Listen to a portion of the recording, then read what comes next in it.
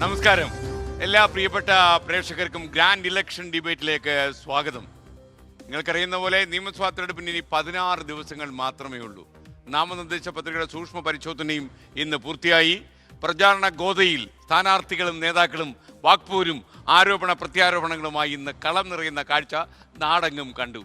ചെറിയ ചെറിയ വിവാദങ്ങളും അവിടെ ഇവിടെ തലപൊക്കുന്നു.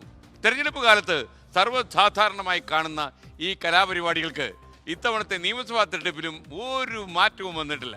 അംഗം അങ്ങനെ മുറുകുമ്പോൾ തെരഞ്ഞെടുപ്പ് വാർത്തകളുടെ വസ്തുതകളുടെ ഒക്കെ സൂക്ഷ്മ വിശകലനവും സമഗ്ര അവലോകനവുമായി നമ്മൾ തുടങ്ങുന്നു ദ ഗ്രാൻഡ് ഇലക്ഷൻ ഡിബേറ്റ്. എല്ലാവർക്കും സ്വാഗതം.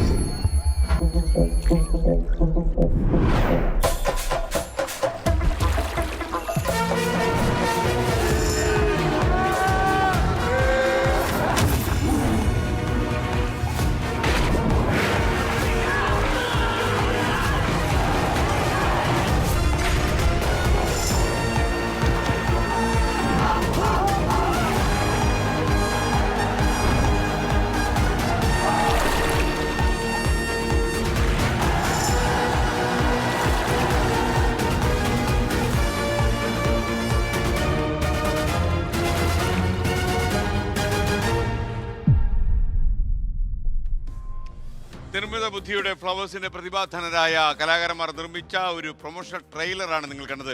ഈ തെരഞ്ഞെടുപ്പിന്റെ ആവേശം അലയടിക്കുന്ന കാഴ്ച കൂടി നിങ്ങൾ ഈ പ്രൊമോഷണൽ ട്രെയിലറിൽ കണ്ടു എന്നാണ് എൻ്റെ വിശ്വാസം. നമ്മൾ ഈ പരിപാടി ആരംഭിക്കും മുമ്പ് എന്നോടൊപ്പമുള്ള അവതാരകർ കൂടി ചേർന്നു. KR ഗോപികൃഷ്ണൻ, ഹാഷ്മി താജ് ഇബ്രാഹിം, അസിത സഗീർ, ബി ദിലീപ് കുമാർ,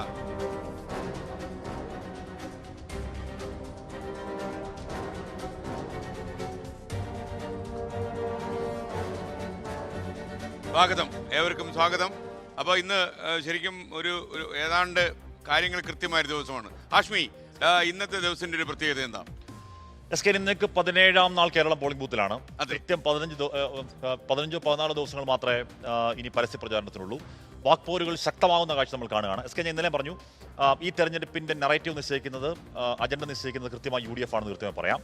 ഇന്നത്തെ ദിവസത്തെ എന്താണ് ഈ പറയുന്ന ഇതുവരെയുള്ള പ്രതികരണം വെച്ച് നോക്കിക്കഴിഞ്ഞാൽ CPM കൃത്യമായി ഡിഫൻസിലേക്ക് പോകുന്നുണ്ട്. തുടർച്ചയായ 3-ാം ദിവസവും ഈ പറഞ്ഞ ഡീൽ ആരോപണം ആഞ്ഞു കത്തുകയാണ്. മുഖ്യമന്ത്രി പിണറായി വിജയൻ ഇന്ന് അതിന് വളരെ വിശദമായി തന്നെ മറുപടി പറഞ്ഞു. ഈ പറയുന്ന പോലെ മറുപടി പഴയ കോലിബി സഖ്യം, വടകര ബേപ്പൂർ മോഡൽ തുടങ്ങിയ പഴയ കാര്യങ്ങൾ വെച്ച് തന്നെ ചർച്ച ചെയ്യുകയാണ്. ഇവിടെ പ്രതിപക്ഷ നേതാവട്ടെ ഈ പറയുന്ന മട്ടിൽ പുതിയ മണ്ഡലങ്ങൾ ഏറ്റുമാനൂർ ഉൾപ്പെടുത്തുന്നു. അതിനെ വളരെ സജീവമായി, ആ ഡീൽ ആരോപണത്തെ വളരെ സജീവമായി പ്രതിപക്ഷം മുന്നോട്ട് കൊണ്ടുപോകുന്നുണ്ട്.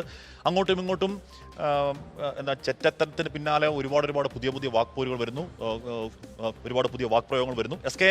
ഒരു കാര്യം ഉറപ്പിച്ച് പറയാം, ഇനി ആകെ 10-15 ദിവസം മാത്രമേ ഉള്ളൂ. കേരളം ചർച്ച ചെയ്യേണ്ട ഒരുപാട് വികസന പ്രശ്നങ്ങളുണ്ട്, ഒരുപാട് രാഷ്ട്രീയ പ്രശ്നങ്ങൾ അല്ലാതെ ഒന്നും പോകുന്നേയില്ല.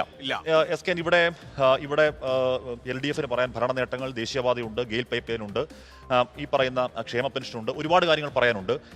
ആ വികസന അജണ്ടയിലേക്ക് അവർ പോവുകയും UDF-ലേക്ക് വന്നാൽ കഴിഞ്ഞ തദ്ദേശ തെരഞ്ഞെടുപ്പിൽ 96 മുതൽ തുടങ്ങിയാൽ വലിയ നേട്ടമുണ്ടാക്കി മുൻകൈ ഉണ്ടാക്കിയ കോൺഫറൻസ് അവർക്കുണ്ട്. അത് പറഞ്ഞ് ആന്റി ഇൻകംബൻസി ഉണ്ടെന്ന് അവർക്ക് വാദിക്കാം. അത്തരത്തിലുള്ള ക്രിയാത്മകമായ ചർച്ചകളിലേക്ക് ഇരുപക്ഷവും കടക്കണം എന്നുള്ളതാണ് എൻ്റെ ആദ്യഘട്ടത്തെ അഭ്യർത്ഥന. ദിലീപ് കുമാർ, ഹാഷ്മി പറഞ്ഞതിനോട് വിയോജിച്ച് തന്നെ പറയാം. ഇതിന്റെ നറേറ്റീവ് നിശ്ചയിക്കുന്നത്, അല്ലെങ്കിൽ ഇതിന്റെ അജണ്ട നിശ്ചയിക്കുന്നത് ഇപ്പോ LDF ആണ് എന്ന നിലയിൽ തന്നെയാണ്. മുഖ്യമന്ത്രി പിണറായി വിജയനും CPIM-ഉം തീരുമാനിച്ച വഴിയിലൂടെ ചർച്ച പോവുകയാണ്. ആ നിലയിൽ അങ്ങനെ ഒരു നീക്കം അവർ നടത്തിയിരുന്നു. തീർച്ചയായും അത് നേരത്തെ തന്നെ മുഖ്യമന്ത്രി പിണറായി വിജയൻ മുമ്പൊരിക്കൽ ഡൽഹിയിൽ വെച്ച് ദ ഹിന്ദു ദിനപത്രത്തിന് നൽകിയ ഒരു അഭിമുഖം, അന്നത് വലിയ വിവാദമായിരുന്നു. അത് മലപ്പുറം ജില്ലയുമായി ബന്ധപ്പെട്ട്, മലപ്പുറം ജില്ലയിൽ ഈ സ്വർണവും ഹവാല ഇതൊക്കെ വലിയ തോതിൽ അവിടെ ഈ കടത്തുന്നുണ്ട്, അത് ദേശവിരുദ്ധ പ്രവർത്തനത്തിന് ഉപയോഗിക്കുന്നുവെന്നായിരുന്നു മുഖ്യമന്ത്രിയുടെ വാക്കുകൾ. അത് പിന്നീട് മുഖ്യമന്ത്രിയുടെ ഓഫീസ് ഇടപെട്ടു, പ്രസ് സെക്രട്ടറി ഇടപെട്ടു, ആ പത്രം ദ ഹിന്ദു അത് തിരുത്തി. പക്ഷേ അതിൻ്റെ ആ വിവാദത്തിൻ്റെ അലയൊലികൾ അത് പിന്നീട് കേരള രാഷ്ട്രീയത്തിൽ മുഴങ്ങിയിരുന്നു. അതിലേറ്റവും പ്രധാനപ്പെട്ട കാര്യം മുസ്ലിം വോട്ടുകൾ അത് കഴിഞ്ഞ കുറേ കാലമായി LDF-ൽ നിന്ന് CPI-ൽ നിന്ന് അകലുന്നു എന്ന ഒരു തോന്നൽ CPIM നേതൃത്വത്തിനുണ്ടായിരുന്നു. അത് ഏറെക്കുറെ അത് വോട്ടിൻ്റെ കണക്കുകൾ വെച്ച് നോക്കിയാൽ അത് ശരിയുമാണ്. അപ്പോൾ അതേ തുടർന്ന് ഹിന്ദു ഭൂരിപക്ഷത്തെ ഒപ്പം നിർത്തുക എന്നതായിരുന്നു കഴിഞ്ഞ കുറേ നാളുകളായി CPIM നേതൃത്വം ശ്രമിച്ചിരുന്നത്. നമ്മൾ പിണറായി വിജയൻ വെള്ളാപ്പള്ളിയും കൊണ്ട് ശബരിമലയിൽ അത് കൊണ്ടുപോയതൊക്കെ വെറുതെയല്ല. അപ്പോൾ ഏതാണ്ട് CPIM തീരുമാനിച്ച ഒരു കാര്യമുണ്ട്, മുസ്ലിം വോട്ടുകൾ അങ്ങനെ കൂട്ടത്തോടിനി CPIM-ലേക്ക് വരില്ല. ഈ വിവാദം യഥാർത്ഥത്തിൽ ഗുണം ചെയ്തിട്ടുള്ളത് CPIM-നാണ് എന്ന് ഞാൻ പറയും. അവർ നിശ്ചയിച്ച രീതിയിലേക്കാണ് കാര്യങ്ങൾ പോയിക്കൊണ്ടിരിക്കുന്നത്. അതിൽ യഥാർത്ഥത്തിൽ രമേശ് ചെന്നിത്തലയും VD സതീശനും KC വേണുഗോപാലും ഒക്കെ CPIM അജണ്ടയിൽ വീഴുകയാണ്. അല്ല എന്ന് പറയാം, ഞാൻ നറേറ്റീവ് എന്ന് പറയാൻ നറേറ്റീവ് LDF-ന് ആണോ UDF-നാണോ ഗുണമെന്ന് നമുക്ക് വോട്ടെണ്ണുമ്പോൾ മാത്രമേ അറിയുള്ളൂ. അത് നമുക്ക് അസംഷൻ ചെയ്യാന്നുള്ളേ ഉള്ളൂ. എസ്കൻ കഴിഞ്ഞ നിയമസഭാ തെരഞ്ഞെടുപ്പിൽ ഈ സമയത്ത് ഡിഫൻസിൽ നിന്ന് ആരാണ്? അത് UDF ആണ്. ഏത് വിഷയത്തിലായിരുന്നു? ജമാഅത്ത് ലീഗ് ബന്ധം, ഹസനമീർ കുഞ്ഞാലിക്കുട്ടി ബന്ധം, അത്തരത്തിൽ ഷാറ്റേഡായി ഡിഫൻസിൽ നിന്ന് UDF ആണെങ്കിൽ ഇപ്പോൾ UDF ചോദിക്കുന്ന ചോദ്യങ്ങൾക്ക് മുഖ്യമന്ത്രി പിണറായി വിജയൻ അടക്കം ഉത്തരം നൽകിക്കൊണ്ടേയിരിക്കുകയാണ്. ഞാൻ ആ അർത്ഥത്തിലാണ് പറഞ്ഞത്, ഈ തെരഞ്ഞെടുപ്പിൽ അക്ഷരാർത്ഥത്തിൽ ഇതിന്റെ അജണ്ട സെറ്റ് ചെയ്തത് UDF ആണ്. അതിന്റെ ഗുണം കിട്ടുന്ന ആർക്കെന്ന് നമുക്ക് 4-ാം തീയതി അറിയുള്ളൂ. അജണ്ടയിലേക്ക് പോയിക്കൊണ്ടിരിക്കുകയാണ്. നമുക്ക് ചർച്ചയിലേക്ക് വരാം. ഗോപികൃഷ്ണൻ, SK, നമ്മൾ ഇതിനു മുൻപുള്ള ചർച്ചകളിലൊക്കെ പറഞ്ഞതാണ് ഇടതുമുന്നണി അവരുടെ സ്ഥാനാർത്ഥി പ്രഖ്യാപനം, പ്രത്യേകിച്ച് CPIM അവരുടെ സ്ഥാനാർത്ഥി പ്രഖ്യാപനം നടത്തിയ ദിവസം CPM സംസ്ഥാന സെക്രട്ടറി MV ഗോവിന്ദൻ കേരളത്തിൽ ഈ സർക്കാർ നടപ്പാക്കിയിട്ടുള്ള വികസന പ്രവർത്തനങ്ങൾ ഓരോന്നോരോന്നായി പറഞ്ഞു. കാരണം സ്ഥാനാർത്ഥിയെ പ്രഖ്യാപിക്കുന്നതിന് മുൻപ് തന്നെ ഞങ്ങൾ ജനങ്ങളോട് വോട്ട് തേടാൻ പോകുന്നത് ഞങ്ങൾ നടത്തിയിട്ടുള്ള വികസന പ്രവർത്തനങ്ങളുടെ പേരിലാണ് എന്ന് പ്രകടമാക്കുന്ന തരത്തിലായിരുന്നു അദ്ദേഹത്തിന്റെ വാർത്താ സമ്മേളനം പോയത്. അതിനുശേഷം പിന്നീട് ഈ ഇടതുമുന്നണിയിൽ നിന്ന് നമ്മൾ ഈ വികസന നേട്ടങ്ങൾ പറയുക, ജനക്ഷേമ പ്രവർത്തനങ്ങൾ പറയുക, അങ്ങനെ തന്നെയാണ് ഞങ്ങൾ വോട്ട് പിടിക്കാൻ പോകുന്നത് എന്ന സൂചനയാണ് വന്നിരുന്നത്. പക്ഷേ ഇപ്പോഴെന്താണ് സംഭവിക്കുന്നതെന്ന് പറഞ്ഞാൽ, ഒന്ന് UDF ഒരു ഡീൽ ആരോപണം മുന്നോട്ട് വെച്ചു. ആ ഡീൽ ആരോപണത്തിന് മറുപടി പറയേണ്ട സ്ഥിതിയുണ്ടായി. ആ ഡീൽ ആരോപണത്തെക്കുറിച്ചുള്ള ചർച്ചകൾ ഈ കഴിഞ്ഞ 2-3 ദിവസമായി തുടർന്നുകൊണ്ടിരിക്കുകയാണ്. അതിന് പുറമെ മുഖ്യമന്ത്രിയും പ്രതിപക്ഷ നേതാവും നേരിട്ട് വാക്പോരിലേക്ക് ഏർപ്പെടുന്നതാണ് നമ്മൾ ഇന്ന് കാണുന്നത്.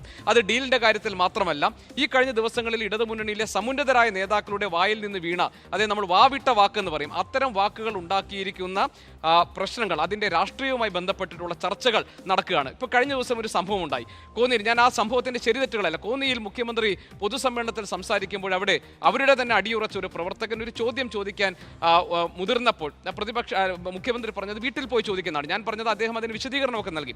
അപ്പോൾ 2 കാര്യങ്ങളിലാണ്. ഒന്ന്, ഈ ലൈംഗിക പീഡന പരാതികളിൽ എന്ത് നടപടിയാണ് ഈ സർക്കാർ സ്വീകരിച്ചത് എന്ന് പറയുകയും അതിനകത്ത് വളരെ മുഖ്യമന്ത്രി ഒരു വിവാദം തുടങ്ങി വെച്ചു. VD സതീശന്റെ അഭിപ്രായത്തിൽ ഇന്നത്തെ ദിവസം ഈ അജണ്ട തീരുമാനിച്ചത് ആരാണ്? ഇന്നത്തെ ദിവസം അജണ്ട ഞാൻ പറഞ്ഞു, ഈ 2 ദിവസമായിട്ടും UDF കൊണ്ടുവരുന്ന വിഷയങ്ങളിൽ മറുപടി പറയേണ്ട സ്ഥിതിയിൽ ഇടതുമുന്നണി നിൽക്കുന്നുണ്ട്. അതേസമയം തന്നെ ഇടതുമുന്നണിക്ക് പറയാൻ വികസന പ്രവർത്തനങ്ങളും ജനക്ഷേമ പരിപാടികളും ഒക്കെ ഉണ്ട്. അതൊരുപക്ഷെ അവർ പൊതുയോഗങ്ങളിൽ പറയുന്നുണ്ടാകും. അതേസമയം തന്നെ ഈ പറയുന്ന വാവിട്ട വാക്ക് ഉണ്ടാക്കുന്ന തർക്കങ്ങളും അതുമായി രൂപപ്പെടുന്ന വിവാദങ്ങളും ഒക്കെ കേരളത്തിൽ സജീവമായ തെരഞ്ഞെടുപ്പ് വിഷയമായി മാറിക്കഴിഞ്ഞിരിക്കുന്നു. എന്തായാലും ഒരുപാട് വിഷയങ്ങൾ കഴിഞ്ഞ ദിവസങ്ങളിലൊക്കെ വരുന്നുണ്ട്. അപ്പോൾ LDF-നെ സംബന്ധിച്ചിടത്തോളം ഈ തെരഞ്ഞെടുപ്പിൽ പ്രത്യേകിച്ചും പൂർണ്ണമായും അവർ കഴിഞ്ഞ 10 വർഷക്കാലം ചെയ്ത വികസന പ്രവർത്തനങ്ങൾ അതിൽ മാത്രം ഫോക്കസ് ചെയ്ത് മുന്നോട്ട് പോകാം എന്നുള്ളതായിരുന്നു തീരുമാനം. മുഖ്യമന്ത്രിയുടെ അടുത്ത കാലത്തുള്ള വാർത്താ സമ്മേളനങ്ങളും പ്രതികരണങ്ങളും ഒക്കെ കാണുകയാണെങ്കിൽ അത് വ്യക്തവുമാകും. അത് തന്നെ ആവർത്തിച്ച് പറയുകയാണ് ഉണ്ടായത്. പക്ഷേ ഈ തെരഞ്ഞെടുപ്പിലേക്ക് എടുക്കുമ്പോൾ ആദ്യഘട്ടത്തിൽ ഡീൽ ആരോപണം വരുന്നു. ആദ്യ ദിവസങ്ങളിൽ പൂർണ്ണമായും LDF നേതാക്കൾ അതിന് മറുപടി പറയാതെ അവരുടെ തന്നെ ഫോക്കസിലേക്ക് മാറിപ്പോകുന്നതാണ് കാണുന്നത്. പക്ഷേ പിന്നീട് അതിന് മറുപടി പറയേണ്ട സാഹചര്യം വരുന്നു എന്നുള്ളതാണ് നമ്മൾ 2 ദിവസം മുൻപ് വരെ കണ്ടത്. പക്ഷേ ആ 2 ദിവസത്തിന് ശേഷം ഈ വിഷയങ്ങൾക്ക് മറുപടി പറഞ്ഞു തുടങ്ങുമ്പോൾ ദിലീപ് പറഞ്ഞതുപോലെ ചിത്രം ആകെ മാറി എന്നുള്ളതാണ് എനിക്ക് വ്യക്തിപരമായി തോന്നുന്നത്. കാരണം ചരിത്രാതീത കാലം മുതലുള്ള സംഭവങ്ങൾ എണ്ണി പറഞ്ഞ് ഈ ഡീലുകൾ എങ്ങനെ വർക്ക് ചെയ്തിട്ടുണ്ട്, അതൊക്കെ ആർക്ക് ഗുണമായിട്ടുണ്ട്, ഓരോ തെരഞ്ഞെടുപ്പിലും ഈ ഡീലുകളിൽ നഷ്ടപ്പെട്ട വോട്ടുകൾ ആർക്ക് ഗുണമാകുന്നുണ്ട് എന്നതുൾപ്പെടെയുള്ള കാര്യങ്ങൾ പൊതുമധ്യത്തിലേക്ക് വെക്കാൻ LDF-ന് ഒരു പ്ലാറ്റ്ഫോം വാസ്തവത്തിൽ UDF ഒരുക്കി നൽകി എന്നുള്ളതാണ് ഈ കഴിഞ്ഞ ദിവസങ്ങളിലെ സംഭവ വികാസങ്ങൾ കാണുമ്പോൾ തോന്നുന്നത്. ഓക്കെ, നമുക്ക് വിശദമായി ഈ ചർച്ചയിലേക്ക് വരാം. അതിനുമുമ്പ് മുഖ്യമന്ത്രിയുടെ വീട്ടിൽ പോയി ചോദിക്കുക എന്ന കോന്നിയിൽ നടത്തിയ പരാമർശം ഇന്ന് പ്രതിപക്ഷം ചർച്ചയാക്കാൻ ശ്രമിച്ചു. കോന്നിയിലെ തെരഞ്ഞെടുപ്പ് പൊതുയോഗത്തിൽ ഒരു CPM പ്രവർത്തകൻ തന്നെ ചോദിച്ച ചോദ്യത്തിനുള്ള മറുപടിയായിട്ടാണ് മുഖ്യമന്ത്രി പിണറായി വിജയൻ തെല്ല അലോസരത്തോടെ വീട്ടിൽ പോയി ചോദിക്കൂ എന്ന് പറഞ്ഞത്. അത് ആ പരാമർശം വിവാദമായി. ഈ പരാജയ ഭീതി മൂലം മുഖ്യമന്ത്രിയുടെ സമനില തന്നെ തെറ്റിപ്പോയി എന്ന് AIC general secretary KC Venugopal വിമർശിക്കുകയും ചെയ്തു. അങ്ങോട്ടൊന്നും ചോദിക്കാൻ പാടില്ലാത്ത ആളാണ് മുഖ്യമന്ത്രി എന്ന പ്രതിപക്ഷ നേതാവ് VD സതീശൻ ഇന്ന് പരിഹസിക്കുന്നതും കേട്ടു. പൊതുയോഗത്തിന് അതിൻ്റെ രീതിയുണ്ടെന്നും അത് തെറ്റിച്ചാൽ ഇങ്ങനെയൊക്കെയാകും മറുപടിയൊന്നുമാണ് മുഖ്യമന്ത്രി ഇന്ന് ഇടുക്കിയിൽ പ്രതികരിച്ചത്. കാണാം ഇന്നത്തെ വാചക പാതകം.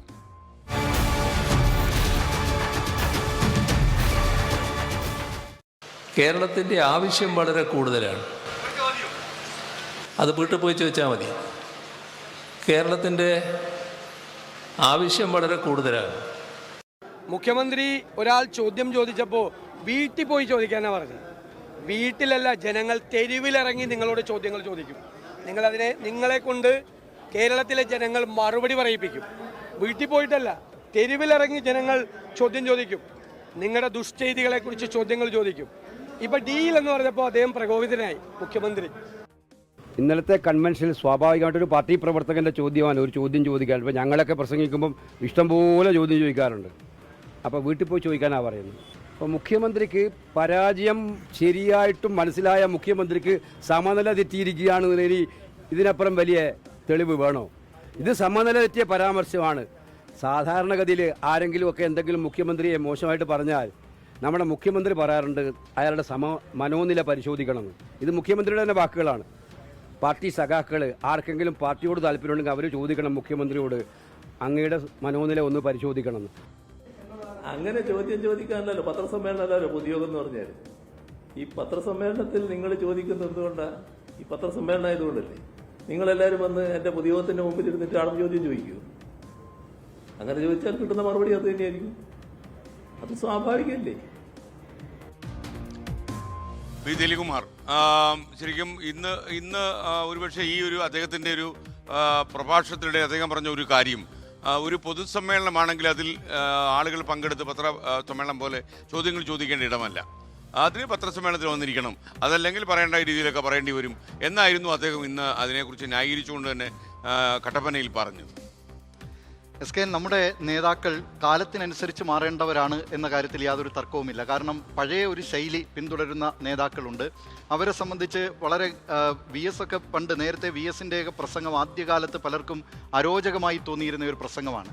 അത് പിന്നീട് ജനപ്രിയമാവുകയും ജനകീയമായുള്ള അദ്ദേഹത്തിൻ്റെ വളരെ സജീവമായ ഇടപെടലുകളെ തുടർന്ന് ശരിക്കു വേണ്ടിയാണ് VS നിലകൊള്ളുന്നത് എന്ന് ജനങ്ങൾക്ക് തോന്നിയതിനെ തുടർന്നൊക്കെ VS വളരെ പ്രിയങ്കരനായി മാറിയ കാലഘട്ടമുണ്ട്. അന്ന് നേരത്തെ ഈ അരോചകമായിരുന്ന പ്രസംഗം, ആ നീട്ടലും കുറുക്കലുമൊക്കെയുള്ള ആ പ്രസംഗം ജനങ്ങൾക്ക് പിന്നീട് വളരെ പ്രിയപ്പെട്ടതായി മാറുകയും ചെയ്തതിന് കേരളം സാക്ഷ്യം വഹിച്ചിട്ടുണ്ട്. അങ്ങനെ ഈ VS തന്നെ എപ്പോഴും പറയുന്ന VSൻ്റെ തന്നെ പ്രസംഗത്തിലും ചില വാക്കുകൾ വളരെ ഒട്ടും യോജിക്കാത്ത തരത്തിൽ, കാലഘട്ടത്തിനനുസരിച്ച് യോജിക്കാത്ത തരത്തിലുള്ള ചില വാക്കുകൾ വന്നിട്ടുണ്ട്. അതിനെയൊക്കെ VS പല അഭിമുഖങ്ങളിലും ഇക്കാര്യം ചോദിക്കുമ്പോഴൊക്കെ VS പറഞ്ഞിട്ടുള്ളത്, ഞാൻ ഈ ജനങ്ങളുമായി വളരെ ഇടപെട്ട് വളരെ അതുകൊണ്ട് ഈ ഗ്രാമീണമായ ഭാഷ അവർക്ക് മനസ്സിലാവുക എന്നതും അവരെ കൂടുതൽ ഉത്തേജിപ്പിക്കുക, അവരെ കൂടുതൽ ആകർഷിക്കുക, ഇത്തരം കാര്യങ്ങൾക്കൊക്കെ ആ നിലയിലുള്ള ചില പദപ്രയോഗങ്ങൾ ഉദ്ദേശിച്ചതാണെന്ന് VS പറഞ്ഞിട്ടുണ്ട്. അപ്പോൾ ആ നിലയിൽ അതിൽ നിന്നൊക്കെ വീണ്ടും കാലം മാറിക്കൊണ്ടിരിക്കുകയാണ്. അപ്പോൾ ഈ പഴയ മുദ്രാവാക്യങ്ങളും പഴയ പ്രസംഗ ശൈലിയും പ്രസംഗത്തിൽ പോലും ചില ഈ പാശ്ചാത്യ രാജ്യങ്ങളിലെ നേതാക്കളൊക്കെ സ്വീകരിക്കുന്ന വിധത്തിലേക്ക് ആ നിലയിൽ ഒരുപക്ഷെ ഒരു ഇൻട്രാക്ഷൻ, ഒരു ക്ലോസ് ഇൻട്രാക്ഷൻ എന്നുള്ള നിലയിലേക്കൊക്കെ മാറിയാലും കുഴപ്പമില്ല. പക്ഷേ പല നേതാക്കൾക്കും അവർ നേരത്തെ മുതൽ പിന്തുടർന്നു വന്ന ഒരു ശൈലിയിൽ നിന്ന് പെട്ടെന്ന് അങ്ങനെ മാറുക എന്നത് നടക്കില്ല. അതാണ് ഇപ്പോൾ ഈ പിണറായി ഗോപികൃഷ്ണൻ അദ്ദേഹം ഇന്ന് വാർത്താ സമ്മേളനത്തിൽ പറഞ്ഞൊരു കാര്യം, ഇടുക്കിയിലെ കട്ടപ്പനയിലാണ് അദ്ദേഹം അതിന്റെ വിശദാംശം നൽകിയെന്ന് തോന്നുന്നു. അപ്പോൾ ഈ ഒരു പൊതുസമ്മേളനത്തിൽ നിൽക്കുന്ന ഒരു പ്രസംഗകനോട് ഇങ്ങനെ ഒരു ചോദ്യം ചോദിച്ച് അലോസരപ്പെടുത്തിയപ്പോൾ അദ്ദേഹം പറഞ്ഞൊരു സ്വാഭാവിക മറുപടി എന്നാണ് പറഞ്ഞിരിക്കുന്നത്. അപ്പോൾ ദിലീപ് പറഞ്ഞതുപോലെ ഈ പഴയകാല നേതാക്കന്മാർ അവർ പിന്തുടരുന്ന ചില വഴികളുണ്ട്, അതൊന്നും പെട്ടെന്ന് അവർക്ക് അടിമുടി മാറ്റാനൊന്നും പറ്റില്ല. AI കാലത്തൊന്നും അവർക്കത് ചെയ്യാൻ പറ്റില്ല. കോന്നി അട്ടച്ചാക്കൽ ഈസ്റ്റ് മുക്കിലെ പാർട്ടി പ്രവർത്തകനായ ദാസ് പി ജോർജ് എന്നയാളാണ് മുഖ്യമന്ത്രി സംസാരിച്ചു കൊണ്ടിരിക്കുമ്പോൾ അവിടെ നിന്ന് മുഖ്യമന്ത്രിയോട് ഒരു ചോദ്യമുണ്ടെന്ന് പറഞ്ഞ് ചോദിച്ചത്. നമ്മളെപ്പോഴും പറയും ഒരു സംഭവം എങ്ങനെയാണ് എന്നതല്ല, ആ സംഭവത്തോട് നിങ്ങൾ എങ്ങനെ പ്രതികരിക്കുന്നു എന്നതാണ് ഒരു വിഷയത്തിൻ്റെ മെറിറ്റിനെ നിശ്ചയിക്കുന്നത്. How you respond. അപ്പോൾ ആ അർത്ഥത്തിലാണ് മുഖ്യമന്ത്രി നടത്തിയിട്ടുള്ള പരാമർശങ്ങൾ വിവാദമാകുന്നത്. അദ്ദേഹം ഇന്ന് പറഞ്ഞ ന്യായീകരണം യുക്തിഭദ്രമാണ്. കാരണം അദ്ദേഹം പറഞ്ഞ ഒരു പൊതുയോഗത്തിലല്ല ചോദ്യങ്ങൾ ചോദിക്കേണ്ടത്, പൊതുയോഗത്തിലല്ല മറുപടി പറയേണ്ടതും. അദ്ദേഹം മാധ്യമപ്രവർത്തകരെ ചോദിക്കുന്ന, നിങ്ങൾ പത്രക്കാരല്ലേ, നിങ്ങൾ ചോദിക്കുന്നു, ഞാൻ മറുപടി പറയുന്നു, പൊതുയോഗത്തിലല്ല ഇത് വിട്. നമുക്കും അറിയാം ഇതൊരു സാമാന്യ യുക്തിയാണ്, മര്യാദയുമാണ്. പക്ഷേ ഒരു സംഭവം ഉണ്ടാകുമ്പോൾ ആ സംഭവത്തിനോട് എങ്ങനെയാണ് പ്രതികരിക്കുന്നത്, പ്രത്യേകിച്ച് തിരഞ്ഞെടുപ്പ് അടുത്ത് വന്നിരിക്കുന്ന സമയത്ത് നമുക്കറിയാം ഈ രാജഭരണം ഈ നാട്ടിൽ നിന്ന് പോയിട്ട് കാലം കുറയായി, നാടുവാഴിത്തം ഈ നാട്ടിലില്ല. ഇവിടെ ജനങ്ങളാൽ തിരഞ്ഞെടുക്കാൻ, നമ്മൾ അടിക്കടി പറയുന്നതാണ് ജനമാണ് രാജാവ് എന്നാണ് നമ്മൾ പറയുന്നത്. അപ്പോൾ ജനങ്ങളാൽ തിരഞ്ഞെടുക്കപ്പെടുന്ന, ജനങ്ങൾ നൽകിയിട്ടുള്ള പദവികളാണ് ഇവർ വഹിക്കുന്നത്. അതുകൊണ്ട് ഈ ജനായത്ത സമ്പ്രദായത്തിൽ ജനം തന്നെയാണ്, ജനങ്ങളുടെ തീരുമാനങ്ങളും ജനങ്ങളുടെ ആശയം അഭിലാഷവും അവരുടെ ആഗ്രഹങ്ങളും ഒക്കെ തന്നെയാണ് ഏറ്റവും പ്രധാനം. അവിടെ ഏറ്റവും സാധാരണക്കാരായ ഒരാളാണ് ഇത് ചോദിച്ചിട്ടുണ്ട്. ഇനി ഞാനൊരു പത്രത്തിൽ വായിച്ചത് മറ്റ് പല കാരണങ്ങൾ അതിനുണ്ട്, അങ്ങനെ ഒരു ചോദ്യമോട് ഉയരാനൊക്കെ കാരണങ്ങൾ വേറെയുണ്ട്, അതുപോട്ടെ. പക്ഷെ അതിനോട് എങ്ങനെ റെസ്പോണ്ട് ചെയ്യുന്നു എന്നുള്ളതാണ് അതിലെ പ്രധാനപ്പെട്ട കാര്യം. ഇപ്പോൾ ചെറ്റത്തരം എന്നൊരു വാക്ക്, രാഷ്ട്രീയ ചെറ്റത്തരം എന്നൊരു വാക്കിനെയും മുഖ്യമന്ത്രി ഇന്ന് ന്യായീകരിച്ചു. അദ്ദേഹം പറഞ്ഞത് നമ്മൾ സാധാരണ നിലയിൽ പ്രയോഗിക്കുന്ന ഒരു പ്രയോഗമാണ്, അതിനപ്പുറത്ത് ജി സുധാകരനെ ചെറ്റ എന്ന് പറയുന്ന തരത്തിൽ ഞാൻ ഉപയോഗിച്ചിട്ടില്ല, അങ്ങനെ മനസ്സിലാക്കേണ്ട കാര്യമില്ല എന്നാണ്. അതൊക്കെ വിശദീകരിക്കുമ്പോഴും അത് വളരെ സമർത്ഥമായി അതൊരു രാഷ്ട്രീയ വിഷയമാക്കി ഉയർത്തിക്കൊണ്ടുവരാൻ ജി സുധാകരന് കഴിഞ്ഞു. ഇപ്പോൾ ഇത് ചോദിക്കുമ്പോഴും മുഖ്യമന്ത്രിക്ക് പല രീതിയിൽ അതിനോട് പ്രതികരിക്കാം. എനിക്കൊന്ന് ഇന്ന് ഏതോ ഒരു ചാനൽ മുമ്പ് ഉമ്മൻചാണ്ടി സംസാരിക്കുന്ന ഘട്ടത്തിൽ ഇതുപോലെ ഒരു ഇടപെടൽ ഉണ്ടായപ്പോൾ ഉമ്മൻചാണ്ടി എങ്ങനെയാണ് അതിനെ കൈകാര്യം, ഞാൻ പറഞ്ഞ നേതാക്കൾ ഡിഫർ ചെയ്യും, പക്ഷേ ഈ തെരഞ്ഞെടുപ്പിന്റെ ഉമ്മൻചാണ്ടിയുടെ സ്റ്റൈലല്ല പിണറായി വിജയന്റെ സ്റ്റൈൽ. പക്ഷേ നികൃഷ്ട ജീവിയാണെങ്കിലും ശരി, അതല്ലെങ്കിൽ പിന്നെ അദ്ദേഹം നടത്തിയിട്ടുള്ള പരനാറി പ്രയോഗമാണെങ്കിലും ശരി, അതല്ലെങ്കിൽ കുലം കുത്തി പ്രയോഗമാണെങ്കിലും ശരി, കേരളം ധാരാളം ചർച്ച ചെയ്തിട്ടുള്ള ഇത്തരം പദപ്രയോഗങ്ങളാണ്. അതിന്റെ കൂട്ടത്തിലേക്ക് ഒന്നുകൂടി വരികയാണ് ഇങ്ങനെ ഇത്തരം പ്രയോഗങ്ങൾ നടത്തുമ്പോഴും ഇതുപോലെ സാധാരണക്കാരോടുള്ള പ്രതികരണത്തിലും. പണ്ട് പന്തളംകോളേജിൽ പഠിക്കുമ്പോൾ അവിടെ കുട്ടിയത്തുകാരനായ പ്രിൻസിപ്പൾ ഉണ്ടായിരുന്നു. പേര് ഞാൻ പറയുന്നില്ല, അപ്പോൾ ഒന്ന് നമ്മുടെ സംഘടനകളിൽ സമരം ചെയ്യും, പേര് പറയുന്നില്ല, പോട്ടെ. അപ്പോൾ സമരം ചെയ്യും. അപ്പോൾ നമ്മൾ വിളിക്കുന്ന മുദ്രാവാക്യം തണ്ടാമുണ്ട ഗോപിപ്പിള്ളെ നട്ടല്ലൂരി കൊട്ടയിലാക്കി കൊട്ടിയത്തേക്ക് എത്തിക്കും എന്ന മുദ്രാവാക്യം അന്നുണ്ടായിരുന്നു. അന്ന് വിളിക്കുന്ന മുദ്രാവാക്യം കയ്യും വെട്ടും തലയും വെട്ടും, കയ്യും വെട്ടും കാലും വെട്ടും, വേണ്ടി വന്നാൽ തലയും വെട്ടും എന്ന് നമ്മൾ വിളിച്ച മുദ്രാവാക്യം. ഇപ്പൊ അതിനെ കുറ്റബോധത്തോടെ ഓർക്കുന്നു. ഇപ്പൊ ആ മുദ്രാവാക്യം ആരും വിളിക്കില്ല. ഇപ്പൊ മുദ്രാവാക്യം വിളിച്ചാൽ മാധ്യമങ്ങളിൽ വലിയ വാർത്തയാകും, അക്രമാസക്ത മുദ്രാവാക്യമാണ് എന്ന് പറഞ്ഞാൽ കാലം മാറി മുദ്രാവാക്യമാണ്. എസ്കെൻ ഉറപ്പായും എന്നെ ഏറെ ആശങ്കപ്പെടുത്തുന്നതും നിരാശനാക്കുന്നതും ഇപ്പൊ ഇന്ന് രാവിലെ ആ വാർത്ത വരുമ്പോൾ എസ്കെൻ ഈ ചെറ്റത്തരം എന്ന വാക്ക് നമ്മൾ പൊതുവിൽ ഉപയോഗിക്കാൻ ആഗ്രഹിക്കാത്ത വാക്കാണ്. നമ്മൾ പത്രയ്ക്ക് വാർത്ത വായിക്കുമ്പോൾ CM പറഞ്ഞതും നമ്മൾ ഇൻട്രോയിൽ പറഞ്ഞെല്ലാം കൂടി 8 തവണയാണ് ചെറ്റത്തരം എന്ന വാക്ക് പിന്നെ പറയേണ്ടി വരുന്നത്. എസ്കെൻ ഒരു വാക്ക് ഇപ്പോൾ കാലാന്തരത്തിൽ പല വാക്കുകൾക്കും ലിംഗ്വിസ്റ്റിക്കലി മ്യൂട്ടേഷൻ സംഭവിക്കാറുണ്ട്. പണ്ട് കാലത്ത് ചെത്ത് എന്ന് നമ്മൾ പറയാറുണ്ട്. ചെത്ത് എന്ന് പറയുന്ന അക്കാലത്ത് ചെത്ത് തൊഴിലാളിയെ പറ്റി പറയുന്നതാണ് തെങ്ങേർ ചെത്തൻ. ഇപ്പം നല്ല ചെത്തുപയ്യൻ എന്ന് പറഞ്ഞ അർത്ഥം മാറി.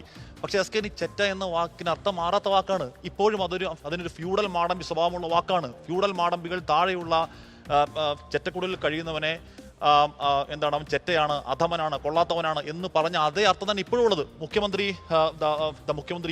ഇന്നത് ആവർത്തിച്ചുകൊണ്ട് മുഖ്യമന്ത്രി ചോദിക്കുകയാണ് എന്നു മുതലാണ് ഈ ചെറ്റത്തരം എന്ന വാക്ക് അൺപാർലമെന്ററി ചോദിക്കുന്നത്. എസ്കെൻ നമ്മുടെ മുഖ്യമന്ത്രി, ഇടതുപക്ഷത്തിന്റെ മുഖ്യമന്ത്രി അങ്ങനെ ഒരു ചോദ്യം ചോദിച്ചുകൂടാ.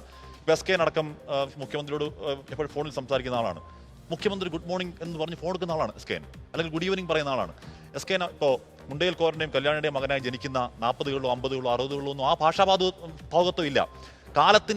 കാലം മുന്നോട്ടേക്ക് മാറുമ്പോൾ പലവിധ പരിണാമങ്ങളിൽ മുഖ്യമന്ത്രിയിലേക്ക് വന്നു ചേരുന്ന ഒരു ഭാഷാപ്രയോഗമാണ് ഗുഡ് മോർണിംഗ്. അല്ലെങ്കിൽ നമ്മളെല്ലാം അങ്ങനെ കാലം മാറുമ്പോൾ നമ്മൾ റിഫൈൻഡ് ആവണം എസ്കെൻ, നമ്മൾ ശുദ്ധീകരിക്കപ്പെടണം.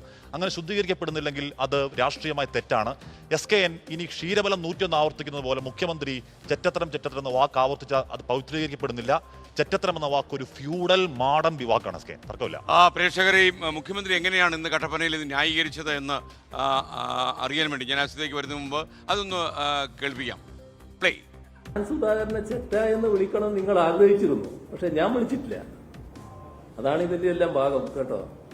ഞാൻ അദ്ദേഹത്തെ കുറിച്ച് പറഞ്ഞെന്താ, ചെറ്റത്തരമാണ്, രാഷ്ട്രീയ ചെറ്റത്തരം. ഈ ചെറ്റത്തരം എന്ന വാക്ക് എപ്പോഴാണ് ഇത്രമാത്രം അശ്ലീലമായി മാറിയത്, അല്ലെങ്കിൽ അൺപാർലമെന്ററി ആയത് എനിക്ക് മനസ്സിലാകുന്നില്ല. ഞാൻ വളരെ കാലമായി പറഞ്ഞുകൊണ്ടിരിക്കുന്ന ഒരു വാചകമുണ്ട്, നിങ്ങളുടെ മുമ്പിൽ പറഞ്ഞിട്ടുണ്ടാവും, കേരളത്തിലാകെ പറഞ്ഞിട്ടുണ്ടാവും.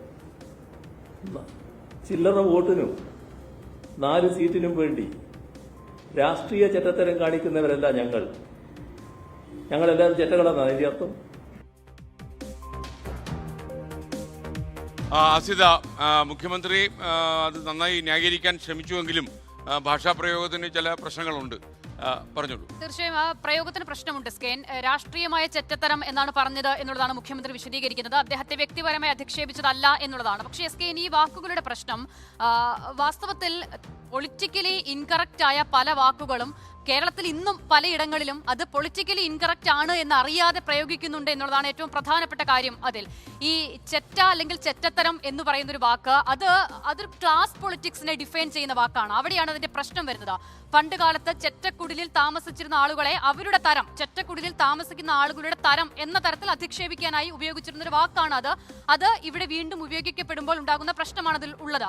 ഇപ്പോൾ പണ്ട് കാലത്തേക്ക് ഇറങ്ങിയ പല സിനിമകളും ഇന്ന് നമ്മളത് പൊളിറ്റിക്കലി കറക്റ്റ് അല്ല എന്ന് പറഞ്ഞ് പല സിനിമകളെ കുറിച്ചും അതിലെ ഡയലോഗുകളെ കുറിച്ചും ഒക്കെ വളരെ വിശദമായി ചർച്ച ചെയ്യുന്ന ഒരു കാലം കൂടിയാണ് ഇന്ന്. അപ്പോൾ അന്ന് ആ പ്രയോഗത്തിന് ഒരുപക്ഷെ പ്രശ്നമുണ്ടായി എന്ന് അവർക്ക് തോന്നിയില്ല. പക്ഷേ ഈ സാംസ്കാരികമായി നാട് മുന്നേറുമ്പോൾ ഉണ്ടാകുന്ന ചില മാറ്റങ്ങളുടെ ഭാഗമാണ്. പക്ഷേ ഇതിൽ എന്നെ ഏറ്റവും കൂടുതൽ ഞെട്ടിപ്പിക്കുന്നത് SKN, ഇപ്പോൾ മുഖ്യമന്ത്രി ഇങ്ങനെ ഒരു പരാമർശം, ഒരു പ്രയോഗം നടത്തുമ്പോൾ അതിൽ വലിയ പ്രതിഷേധം രേഖപ്പെടുത്തി വരുന്ന ആളുകളുണ്ടല്ലോ. ഇപ്പോൾ മുഖ്യമന്ത്രിയുടെ പ്രയോഗത്തിനോടൊപ്പം തന്നെ നമ്മൾ കണ്ടത് പ്രതിപക്ഷ നേതാവ് VD സതീശന്റെ പ്രതികരണമാണ്.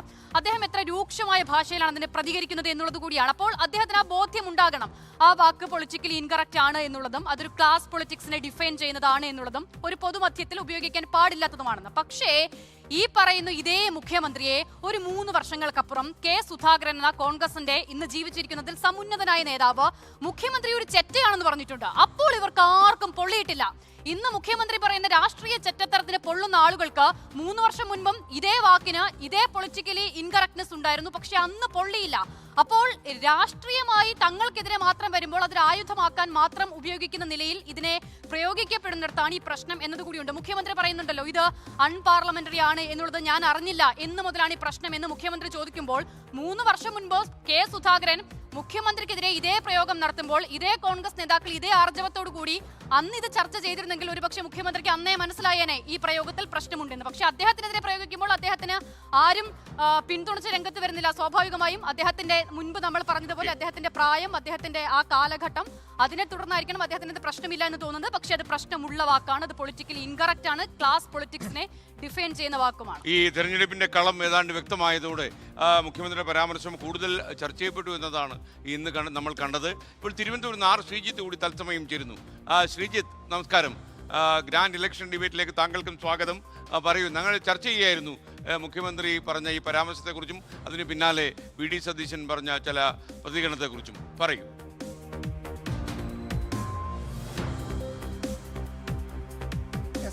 മുഖ്യമന്ത്രി പിണറായി വിജയൻ ഇന്നലെ കോന്നിയിലെ പൊതുയോഗത്തിൽ നടത്തിയ പരാമർശം വലിയ തോതിലുള്ള രാഷ്ട്രീയ വിവാദമായി മാറിയിരിക്കുന്നു. അതിന് കാരണം മുഖ്യമന്ത്രിയെ പോലൊരു നേതാവ് പറയാൻ പാടില്ലാത്തത്, പറയാൻ അരുതാത്ത കാര്യമാണ് പറഞ്ഞത് എന്ന ഒരു വികാരത്തിലാണ് അത്തരത്തിലൊരു ചർച്ച നടക്കുന്നത്.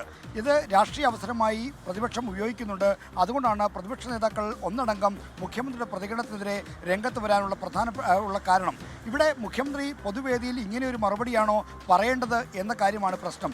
അത് അദ്ദേഹത്തിൻ്റെ മറുപടി ഒട്ടും യുക്തിഭദ്രമല്ല. ഇന്ന് മുഖ്യമന്ത്രി അതിനെ ന്യായീകരിക്കുകയാണ് ഉണ്ടായത്. അതായത് പൊതുയോഗത്തിലെ പാലിക്കേണ്ട മര്യാദ ലംഘിക്കപ്പെട്ടാൽ അല്ലെങ്കിൽ അതിൽ തെറ്റുണ്ടായാൽ അങ്ങനെയൊക്കെ പറയേണ്ടി വരും. അപ്പോൾ മുഖ്യമന്ത്രിക്ക് ഇപ്പോഴും താൻ നടത്തിയ പ്രയോഗത്തിൽ കുഴപ്പങ്ങൾ തോന്നുന്നില്ല എന്നുള്ളതാണ് പ്രതിപക്ഷം ചൂണ്ടിക്കാണിക്കുന്ന പ്രധാനപ്പെട്ട കാര്യം. അവിടെയാണ് ഈ പരാമർശം ചർച്ചാ വിഷയമാകുന്നത്. അതോടൊപ്പം തന്നെ ഇതിനൊരു പശ്ചാത്തലമുള്ളത് G സുധാകരനെ അദ്ദേഹം രാഷ്ട്രീയ ചരിത്രം എന്ന് വിശേഷിപ്പിച്ചതാണ് അദ്ദേഹത്തിൻ്റെ പ്രവൃത്തിയെ. അപ്പോൾ ഈ തരം കാര്യങ്ങളിൽ ഉണ്ടായിട്ടുള്ള പ്രശ്നങ്ങളാണ് പൊതുവിൽ ഇത് വിവാദമാകാനുള്ള കാരണം. പ്രതിപക്ഷം ഇക്കാര്യത്തിൽ ചൂണ്ടിക്കാണിക്കുന്നത് പരാജയ ഭീതി മൂലം മുഖ്യമന്ത്രിക്ക് സമനില തെറ്റിയിരിക്കുന്നു എന്നാണ്. സാധാരണ മുഖ്യമന്ത്രിയെ വിമർശിക്കുമ്പോഴും മറ്റും മുഖ്യമന്ത്രി അവരുടെ മനോനില പരിശോധിക്കണമെന്ന് പറയാറുണ്ട്. അതുകൊണ്ട് മുഖ്യമന്ത്രിയുടെ മനോനില പാർട്ടിയെ സ്നേഹിക്കുന്നവർ ഉണ്ടെങ്കിൽ അവർ പരിശോധിക്കണമെന്ന് ആവശ്യപ്പെടണമെന്നാണ് KC വേണുഗോപാൽ പ്രതികരിച്ചത്.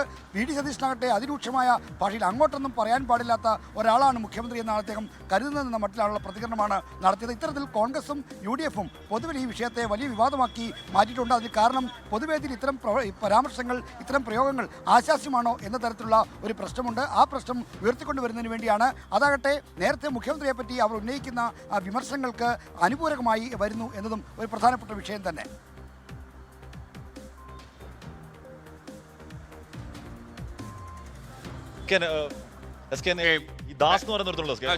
ശ്രീജിത്തിനോട് ചോദിക്കാനുണ്ടോ ഇനി? Thank you Sreejith. താങ്കളുമായിട്ട് വീണ്ടും ബന്ധപ്പെടാൻ എന്താ ആഷ്മി പറയാൻ? ദാസ് എന്ന് പറയുന്ന ആളൊരു പാവം പിടിച്ചവനാണ്, ഒരു സാധു മനുഷ്യനാണ്. അദ്ദേഹം പുല്ലോട്ട് തൊഴിലാളിയാണ്. രാവിലെ മുതൽ വൈകിട്ട് വരെ പുല്ല് വെട്ടി വൈകിട്ട് 290 അടിക്കുന്നത് മഹാപരാധമാണെങ്കിൽ അപരാധം. അതിനിടയ്ക്ക് ഒരു പ്രിയപ്പെട്ട പ്രേക്ഷകൻ ഈ ചെറ്റയുടെ വിശദാംശം അയച്ചു തന്നിട്ടുണ്ട്. അത് കുടിലെ മറ, ഓല, മുള എന്നിവ നിർമ്മിച്ച ചെറിയ വീടാണ്. ചെറ്റക്കുടിൽ എന്ന് വേണമെങ്കിൽ വിളിക്കാം, അല്ലെങ്കിൽ തട്ടി മറ, ഓലമറ എന്നൊക്കെ പറയും. അതുപോലെ ചില സ്ഥലത്ത് ചെറ്റെന്ന് വിളിച്ചാൽ നീചൻ, ചീത്ത, വളരെ മോശപ്പെട്ട സ്വഭാവമുള്ള ആൾ, നീചൻ അല്ലെങ്കിൽ നിലവാരമില്ലാത്തവൻ എന്നും അർത്ഥമുണ്ട്. അതുപോലെ ഈ ധർമ്മടം, അതുപോലെ തന്നെ ഈ കണ്ണൂർ നാട്ടിലൊക്കെ പുറത്തു പറയുന്ന പദമാണ് ഈ ചെറ്റത്തരം. അവൻ ചെറ്റത്തരം കാട്ടി എന്ന് പൊതുവിൽ ഈ ധർമ്മടം പ്രദേശത്തൊക്കെ പറയാറുണ്ട് എന്നുള്ളതാണ് മുഖ്യമന്ത്രി ചിലപ്പോൾ വഴിതെറ്റിച്ചത്. ഞാൻ പറഞ്ഞു പൂർത്തിക്കോട്ടെ. എസ്കേൻ ദാസ് എന്ന് പറയുന്ന ആൾ പാവമാണ്. അയാൾ വൈകിട്ട് 90 അടിച്ചിട്ട് വന്ന് വീട്ടിൽ പോയി കിടക്കല്ല എസ്കേൻ. അദ്ദേഹം ദൈവത്തെ പോലെ ആരാധിക്കുന്ന അദ്ദേഹത്തിന്റെ സമാരാധനായ മുഖ്യമന്ത്രിയുടെ പ്രസംഗം കേൾക്കാൻ അദ്ദേഹം മുൻനിരയിൽ വന്നിരിക്കുകയാണ്. അദ്ദേഹം ഒരു ചോദ്യം ചോദിച്ചപ്പോഴേക്കും മുഖ്യമന്ത്രിക്ക് വേണമെങ്കിൽ പറയാം ഇതിനുള്ള മുഖ്യമന്ത്രിയുടെ തനത് ശൈലിയിൽ തന്നെ അതിനുള്ള സമയം ഇപ്പോഴല്ല, ഇത് കഴിയട്ടെ എന്ന് വേണേൽ കടുപ്പിച്ച് തന്നെ പറയാം. പക്ഷേ സ്കേൻ വീട്ടിൽ പോയി എന്ന് പറയുന്നത് സ്പോണ്ടേനിയസ് ആയി മുഖ്യമന്ത്രിയുടെ വായിൽ വന്നുകൂടാത്താണ് സ്കേൻ. അതിൽ വലിയ വേദനയുണ്ട്. അത് കഴിഞ്ഞ് നേരത്തെ എന്താണ് ഗൗചേട്ടൻ പറഞ്ഞതുപോലെ ഇത് ഇവിടെ ജനാധിപത്യമാണ് സ്കേൻ, രാജവാഴ്ചയൊന്നുമല്ല. ജനപ്രതിനിധികളോട് പൗരന്മാർക്ക് ചോദ്യം ചോദിക്കാനുള്ള അവകാശമുള്ള നാട് തന്നെയാണ് ഈ നാട് എസ്കേൻ. അത് കഴിഞ്ഞ് അദ്ദേഹം ചോദിച്ചത് മാപ്പ് പറയുന്നുണ്ട് എസ്കേൻ. സത്യത്തിൽ വേദന തോന്നി. ദാസ് എന്ന് പറയുന്ന ആൾ ഇപ്പം വീട്ടിൽ പോയി പറയാനുള്ള പറഞ്ഞ് ആ വീട് ഇന്ന് നമ്മുടെ ഷിജോക്കുരി പോയായിരുന്നു. ഒരു ഇഷ്ടിക സിമെന്റ് തേക്കാത്ത ഒരു സാധാരണ വീട്, കൊള്ളാവുന്നൊരു വീട് പോലും അതൊരു പാവം ചേട്ടനാണ്. അങ്ങനെ ഏതെങ്കിലും തരത്തിൽ സാമ്പത്തിക ലാഭം കിട്ടും എന്ന പ്രതീക്ഷയില്ലാതെ, ഏതെങ്കിലും തരത്തിൽ വിദൂരമായി പോലും ഏതെങ്കിലും അധികാരത്തിന്റെ ബലം കിട്ടും എന്ന പ്രതീക്ഷയില്ലാതെ പോസ്റ്റർ ഒട്ടിച്ചും തൊണ്ട പൊട്ടിച്ചും തൊണ്ടയിൽ ചോര കിനിയും വരം മുദ്രാവാക്യം വിളിക്കുന്ന ഈ പാവങ്ങളായ സാധുക്കളായ പാർട്ടി പ്രവർത്തകർ കൂടി ചേർന്നാണ് ആ പാർട്ടി. അപ്പോൾ അടിസ്ഥാന വർഗ സഖാവ് ദാസയുടെ അഭിവാദ്യങ്ങൾ. Red salute comrade. അതിലിപ്പം കാശുള്ള ആളെന്നോ പണമുള്ള ദരിദ്രനെന്നോ സമ്പന്നനോ ഒന്നുമില്ല. ഒരു പൊതുയോഗത്തിൽ പൊതുവെ പാലിക്കേണ്ടതായി ഇപ്പം ഞാൻ പറഞ്ഞല്ലോ നേരത്തെ, അത് നേതാക്കൾ മാറേണ്ടതുണ്ട്, ജനങ്ങൾ മാറേണ്ടതുണ്ട്. നേതാക്കൾ മാത്രമല്ല ജനങ്ങളും ആ നിലയിൽ മാറേണ്ടതുണ്ട്. ഒരുപക്ഷെ എസ്കേൻ ഈ 57 അതായത് ആ കാലം കടന്നല്ലോ, പലത് കടന്നുപോയി. 57 വിളിച്ച മുദ്രാവാക്യത്തോളം അധിക്ഷേപമായ സ്ത്രീ വിരുദ്ധ, ദളിത് വിരുദ്ധ അല്ലെങ്കിൽ മനുഷ്യത്വ വിരുദ്ധമായിട്ടുള്ള മുദ്രാവാക്യങ്ങളോളം അതിന്റെ ഒരു പിന്നെ ആവർത്തനമല്ല ആ നേതാക്കൾ ചെയ്യുന്നത്. ആ ഭാഷയിൽ നിന്ന് നേതാക്കൾ പിന്നീട് അവർ പരിഷ്കരിക്കണം. ഭാഷാപരമായ ഒരു പരിഷ്കരണം അവർക്ക് സ്വയം വേണ്ടതുണ്ട്. അന്നത്തെ മുദ്രാവാക്യങ്ങൾ ഓർമ്മയുണ്ടല്ലോ, ചാത്ത വിക്ക എന്നൊക്കെ പറഞ്ഞൊക്കെ നേതാക്കളെ വിളിക്കുന്ന അന്നത്തെ കാലത്തെ പെണ്ണല്ലേ, വീട് ഭരിക്കാൻ പൊയ്ക്കൂടെ എന്നൊക്കെയുള്ള മുദ്രാവാക്യം. പിന്നെ ആ കാലത്ത് ഉയർന്ന ആ നിലയിലുള്ള വളരെ അധിക്ഷേപ പരാമർശങ്ങൾ നിറഞ്ഞ മുദ്രാവാക്യങ്ങളുടെ ഒരു കാലത്ത് നിന്ന് നേതാക്കൾ കാലത്തേക്ക് നമ്മുടെ അക്കാഡമിക് ചർച്ചകൾക്കപ്പുറം എസ്കേൻ ഒരു പരനാറി എന്ന് പറഞ്ഞ പ്രയോഗത്തിൽ ഒരു ലോക്സഭാ സീറ്റ് CPM കൈവിട്ടുപോയി. MABയോട് തോറ്റുപോയി. ഇതേവരെ ലോക്സഭാ സീറ്റ് തിരിച്ചു പിടിക്കാൻ CPM കഴിഞ്ഞിട്ടില്ല.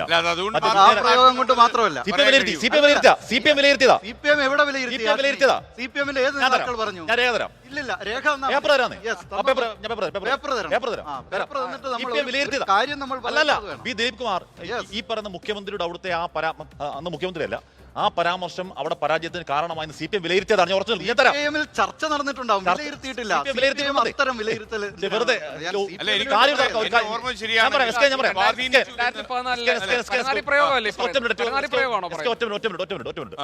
അതുപോലെയാണ് വിജയരാഘവൻ രമ്യ ഹരിദാസിനെതിരെ പറഞ്ഞ ആ പരാമർശത്തിൽ അവിടെ പരാജയത്തിന് കാരണമായി വിലയിരുത്തുന്ന ആൾക്കാരുണ്ട്. എസ്കേൻ ഒരു ഒറ്റക്കാരൻ പറഞ്ഞോട്ടെ, ഇപ്പൊ ചെറ്റ എന്ന് പറയുന്നതിൽ വേദനിക്കുന്നുണ്ട്. ആരാണ്? ജി സുധാകരൻ. എസ്കേൻ ഈ ജി സുധാകരൻ VS അച്യുതാനന്ദനെ ഡ്രാക്കുള എന്ന് വിളിച്ച് എക്സാലാൻ പറഞ്ഞു. എനിക്ക് അറിഞ്ഞുള്ള സത്യമാണ്. പക്ഷേ അരൂരിൽ മത്സരിക്കുന്ന സമയത്ത് ഷാനിമോൾ ഉസ്മാനെ പൂതന എന്ന് വിളിച്ചിട്ടുണ്ട് ജി സുധാകരൻ. അതുകൊണ്ട് ആരും മോശമൊന്നുമല്ല. അതുകൊണ്ട് ഇത് കേവലം അക്കാഡമിക് ചർച്ച മാത്രമല്ല, തെരഞ്ഞെടുപ്പ് സമയത്ത് അവസാന മണിക്കൂർ ഉണ്ടാകുന്ന ഈ പ്രയോഗങ്ങൾ ഒരു സീറ്റ് കൈവിട്ടു പോകാൻ കാരണമായേക്കാം എന്നുകൂടി ഇവർ ഓർക്കണം. മാത്രമല്ല എസ്കേൻ, ഇതിലിപ്പോ വിജയരാഘവൻ നൽകിയിരിക്കുന്ന വ്യാഖ്യാനം ചാരുതയാർന്ന പ്രയോഗമാണ്.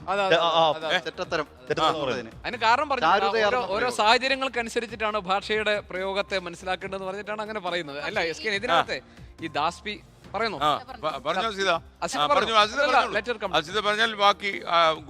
അല്ല എസ്കേൻ, പലപ്പോഴും ഈ ഉപയോഗിക്കുന്ന ഭാഷ അല്ലെങ്കിൽ ചില സമീപനങ്ങളോട് സ്വീകരിക്കുന്ന ശൈലി ഇതൊക്കെ തരാതരം പോലെ ഇങ്ങനെ മാറുന്നതിലെ പ്രശ്നം കൂടിയാണ്. മുഖ്യമന്ത്രി ആ പൊതുയോഗത്തിൽ പ്രതികരിക്കുന്നതിനെ വലിയ നിലയിൽ വിമർശിക്കുന്ന ആളുകളൊക്കെ ഉണ്ടല്ലോ. ഞാൻ മുൻപ് പറഞ്ഞതുപോലെ ഇന്ന് വലിയ പ്രതിഷേധവുമായി എത്തിയിട്ടുള്ള ആളുകളുണ്ട്. ഈ പറയുന്ന ഇതേ ആളുകൾ ഇതേ സാഹചര്യത്തിൽ സ്വീകരിച്ചിട്ടുള്ള സമീപനം എന്താണ് എന്നത് കൂടി നമ്മൾ ഓർക്കേണ്ടതുണ്ടല്ലോ. ഇപ്പോൾ ഇതേ VD സതീശൻ ഇതേപോലെ ഒരു പൊതുയോഗത്തിൽ, അത് അദ്ദേഹത്തിനോട് ചോദ്യമൊന്നുമല്ല കേട്ടോ, ആ പൊതുയോഗത്തിൽ പങ്കെടുക്കുന്ന 2 ആളുകൾ തമ്മിൽ സംസാരിക്കുകയാണ്. അപ്പോൾ VD സതീശൻ അതിൽ ഇടപെടുന്ന ഒരു നിലയുണ്ട്. അത് തീർത്തും അവരെ അപമാനിക്കുന്ന നിലയിൽ തന്നെയാണ്. പിന്നീട് രണ്ടാമതോടെ ഉമ്മൻചാണ്ടിയുടെ കാര്യം പറഞ്ഞു. ഉമ്മൻചാണ്ടി പൊതുയോഗത്തിൽ അതിന് വളരെ സ്വാഭാവികമെന്ന മട്ടിൽ പ്രതികരിച്ചു എന്ന് പറഞ്ഞു. പക്ഷേ ഇതേ ഉമ്മൻചാണ്ടി ഒരു അഭിമുഖത്തിൽ ഒരു മാധ്യമപ്രവർത്തകൻ ഒരു ചോദ്യം ചോദിക്കുമ്പോൾ ആ ചോദ്യത്തിന് ഉത്തരം പറയാൻ പറ്റില്ല എന്ന് പറഞ്ഞ് അഭിമുഖം പൂർത്തീകരിക്കാതെ ഇപ്പൊ എന്നോട് ഒരാൾ ചോദ്യം ചോദിക്കുന്നു, പറയണോ പറയണ്ടെന്ന് ഞാനല്ലേ തീരുമാനിക്കും. അതാണ് സ്കെയിൻ, അത് ഇവരെല്ലാവരും ചെയ്തിട്ടുണ്ട് എന്നുള്ളതാണ് പറയുന്നത്. അത് ഈ നിലയിലുള്ള പ്രതികരണങ്ങൾ ഉണ്ടായിട്ടുണ്ട് പലപ്പോഴും. എനിക്ക് പറയാനുള്ളത് ഇതിനകത്ത് ഇത് കറക്റ്റ് ചെയ്യേണ്ട ഒരു സംഭവമാണിത് അല്ലെ. അതിനകത്ത് ഇവിടെ എല്ലാവരും യോജിക്കുന്നുണ്ട്. ചെറ്റത്തരം എന്ന വാക്ക് അതിനകത്ത് ഒരു പൊളിറ്റിക്കൽ ഇൻകറക്ട്നെസ് ഉണ്ടെന്നും ഇപ്പൊ ദിലീപ് പറഞ്ഞതുപോലെ കാലത്തിന് യോജിച്ച വാക്കല്ല എന്നും നമുക്ക് ഉറപ്പുണ്ട്. അത് തിരുത്തുക എന്നുള്ളത് പൊതുസമൂഹത്തിന് നമ്മുടെ ഉത്തരവാദിത്തമാണ്. അത് തിരുത്താൻ വേണ്ടി മുതിരുമ്പോൾ അത് തിരുത്തുന്നവരുടെ റൈറ്റ് എന്താണ് എന്ന് ചോദിക്കുന്നത് ഈ സന്ദർഭത്തിൽ അത് പിന്നെ നമുക്ക് യോജിക്കുന്ന കാര്യമല്ല. കാരണം തിരുത്തുക അല്ലെങ്കിൽ അതിൽ അവരുടെ യോഗ്യത ചോദ്യം ചെയ്തിട്ട് കാര്യമില്ല. അതിലെ ഒരു സെക്കൻഡ്, മുണ്ടക്കൈ ചൂരൽമലയിൽ മമ്മൂട്ടി പോയപ്പോൾ അദ്ദേഹം നിർദോഷമായിട്ട് എന്ന് തോന്നുന്ന രീതിയിൽ പറഞ്ഞ ഒരു സംഭവം ഈ എനിക്ക് തോന്നുന്ന ചാവേറുകളും മറ്റുള്ള ആൾക്കാരും സോഷ്യൽ മീഡിയയിലിട്ട് നശിപ്പിച്ച് അങ്ങനെ ഒരു ലെവലാക്കിയപ്പോൾ ആ അപകടം മനസ്സിലാക്കി തന്നെ മുഖ്യമന്ത്രി അത് വളരെ വിശാല മനസ്കതയോടെ അദ്ദേഹത്തെ പറയുകയും ഞാൻ അദ്ദേഹമായി നടത്തിയ അഭിമുഖത്തിൽ അദ്ദേഹത്തോട് ചോദിച്ചപ്പോൾ അദ്ദേഹം ആവർത്തിച്ച് പറയുകയും ചെയ്തു. അദ്ദേഹത്തിന് വേണമെങ്കിൽ ഈ ഒരു വിവാദം ഒരൊറ്റ അടപ്പെട്ട് അങ്ങ് തീർക്കായിരുന്നു. അത് ഞാനതൊന്നും ഉദ്ദേശിച്ചിരുന്നില്ല എന്ന് പറയുന്നിടത്ത് തീരാവുന്ന കാര്യമേ ഉണ്ടായിരുന്നുള്ളൂ. പിന്നെയും അത് ന്യായീകരിച്ചപ്പോൾ കൂടുതൽ കുളമായി എന്നുള്ളതാണ് എനിക്ക് തോന്നിയിട്ടുള്ളത്. എന്തായാലും ആഷ്മി, ആ ദാസ് ഇന്ന് നമ്മോട് പറഞ്ഞ കാര്യമുണ്ട്, അതുകൊണ്ട് നമുക്കൊന്ന് പ്രേക്ഷകരെ കാണിച്ചു കൊടുക്കാം. കോന്നിയിൽ നിന്ന് ദാസിന്റെ ഡയലോഗ്. ആ വേദി തെറ്റാണ്, ഞാൻ ചോദിക്കാൻ പാടില്ലായിരുന്നു, അത് പൂർണ്ണമായിട്ട് എൻ്റെ തെറ്റാണ്. ചോദ്യം 20,000 രൂപയുടെ വികസനം ചെയ്ത് കഴിഞ്ഞു, 20,000 കോടിയുടെ വികസനം ചെയ്ത് കഴിഞ്ഞു. കാരണം തുടർഭരണം കിട്ടിക്കഴിഞ്ഞാൽ കിഫ്ബിയുടെ ഫണ്ട് കേന്ദ്രം തടഞ്ഞു വെച്ചിരിക്കുന്നു. കാരണം ഞാൻ പേപ്പർ ഒരു സാമാന്യം വായിക്കുന്നൊരു വ്യക്തിയാണ്. അങ്ങനെ പേപ്പറിൽ നിന്നുള്ള അറിവ് വെച്ച്, കാരണം ഇത്രയും വികസനങ്ങൾ ചെയ്ത് മുന്നോട്ട് അടുത്ത 5 വർഷം വികസനം ചെയ്യാൻ, കാരണം കേന്ദ്ര സർക്കാർ കിഫ്ബിയുടെ ഫണ്ട് തടഞ്ഞു വെച്ചിരിക്കുന്നു. അങ്ങനെ അപ്പോൾ മുന്നോട്ടുള്ള വികസനം എങ്ങനെ നടക്കും എന്ന് മാത്രമേ ഞാൻ ഉദ്ദേശിച്ചു. അല്ലെ ഒന്നുമില്ല, ഞാൻ ഒരു ഒറ്റ പോയിന്റ് പറയണം. ഈ ദാസ് പി ജോർജ് വളരെ പൊളിറ്റിക്കലായ ഒരുപക്ഷെ വളരെ സ്ട്രോങ് പാർട്ടിയാണ്. അല്ല, അങ്ങനത്തെ ഒരു ചോദ്യമാണ് ചോദിക്കാൻ ഉദ്ദേശിച്ചത്. അതായത് വികസന പ്രവർത്തനങ്ങൾ തുടരാൻ കേന്ദ്ര സർക്കാർ ഇപ്പൊ കിഫ്ബി ഫണ്ട് ഉപയോഗിച്ച് തുടരാൻ കേന്ദ്രം നിങ്ങൾക്ക് തടസ്സം നിന്നാൽ എന്ത് ചെയ്യും എന്ന് ഒരുപക്ഷെ വളരെ വിശദമായി വിശദീകരിക്കാവുന്നതും അവർക്ക് അനുകൂലമായതുമായ ഒരു ചോദ്യമായിരുന്നു ഈ ദാസ് പി ജോർജ് ചോദിക്കാൻ നിന്നിരുന്നത്. ആ സമയത്ത് ചോദിക്കേണ്ടതല്ല, ഒരു തർക്കമില്ല. ആ സമയത്ത് ചോദിക്കേണ്ടതല്ല. മുഖ്യമന്ത്രിക്ക് എന്നാൽ നമുക്ക് ചിലപ്പോൾ ദേഷ്യം വരുന്ന കാര്യം പക്ഷേ അത് പാർട്ടി ശത്രുവല്ല, വേണമെങ്കിൽ പറയാം അവിടെ മിണ്ടാരി പിന്നെ സംസാരിക്കാം എന്ന് മുഖ്യമന്ത്രി ചോദിച്ചത്.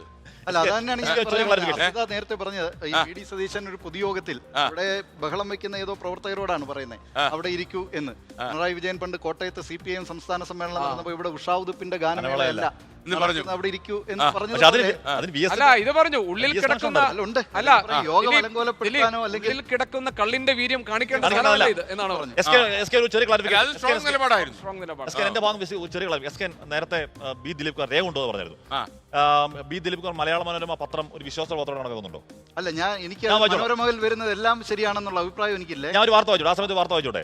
അതായത് 1996-97 ലോക്സഭാ തെരഞ്ഞെടുപ്പുകളിൽ വിജയിച്ച NK പ്രേമചന്ദ്രനെ തഴഞ്ഞ് 99 സീറ്റ് പിടിച്ചെടുത്ത CPM 2014 RSPക്ക് സീറ്റ് നിശ്ചയിച്ചോട് അവർ മുന്നണി വിട്ടു എന്ന് പറഞ്ഞിട്ട് MAV മത്സരിച്ചത്. തെരഞ്ഞെടുപ്പ് പ്രചാരണത്തിനിടയിലും കുണ്ടറയിലും അഞ്ചാലുമൂട്ടിലും തേവലക്കരയിലുമാണ് സംസ്ഥാന സെക്രട്ടറി പിണറായി വിജയൻ പ്രേമചന്ദ്രനെതിരെ പരനാർ പ്രയോഗം നടത്തിയത്. ഇത് തോൽവിക്ക് പ്രധാന കാരണമായി പിന്നീട് മുന്നണി വിലയിരുത്തി. മനോരമയിൽ വന്ന വാർത്തയാണ്.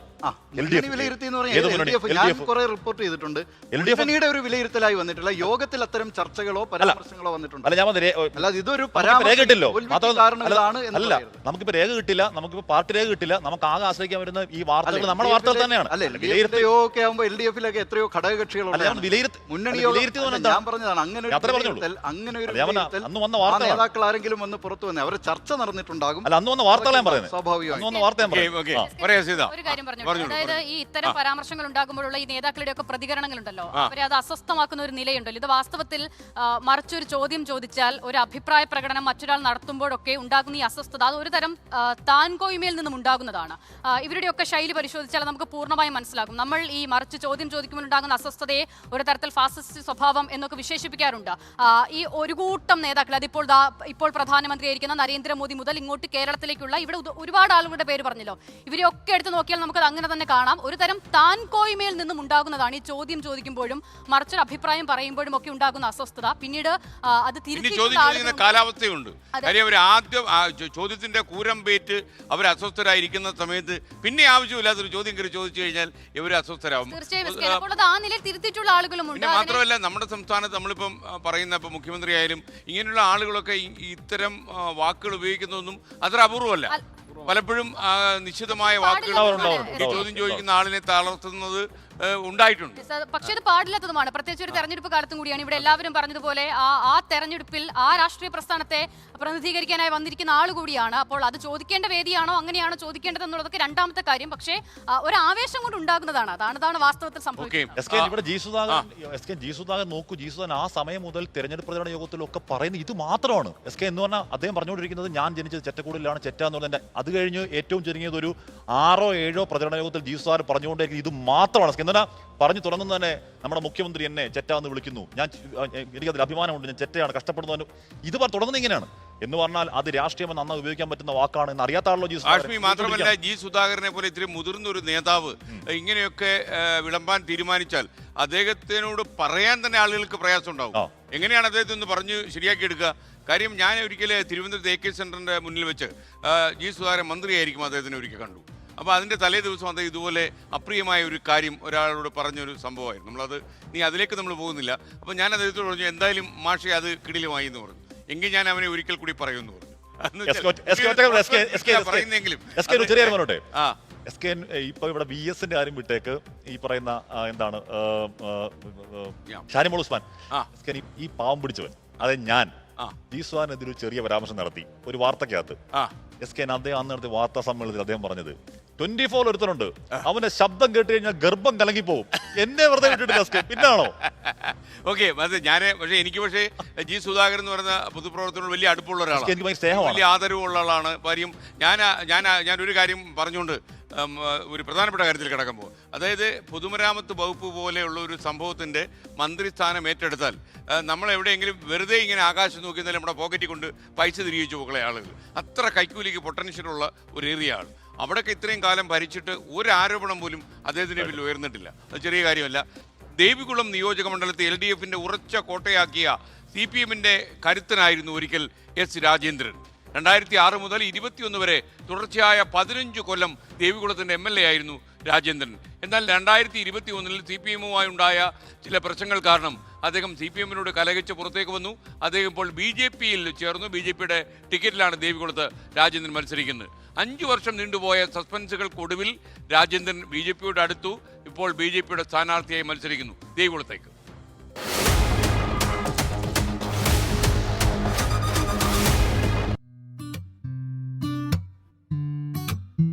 DYFI-യിലൂടെ തുടക്കം, തോട്ടം തൊഴിലാളി നേതാവായി വളർച്ച, 2005 ജില്ലാ പഞ്ചായത്തിലേക്ക് മത്സരിച്ച് പ്രസിഡന്റായി.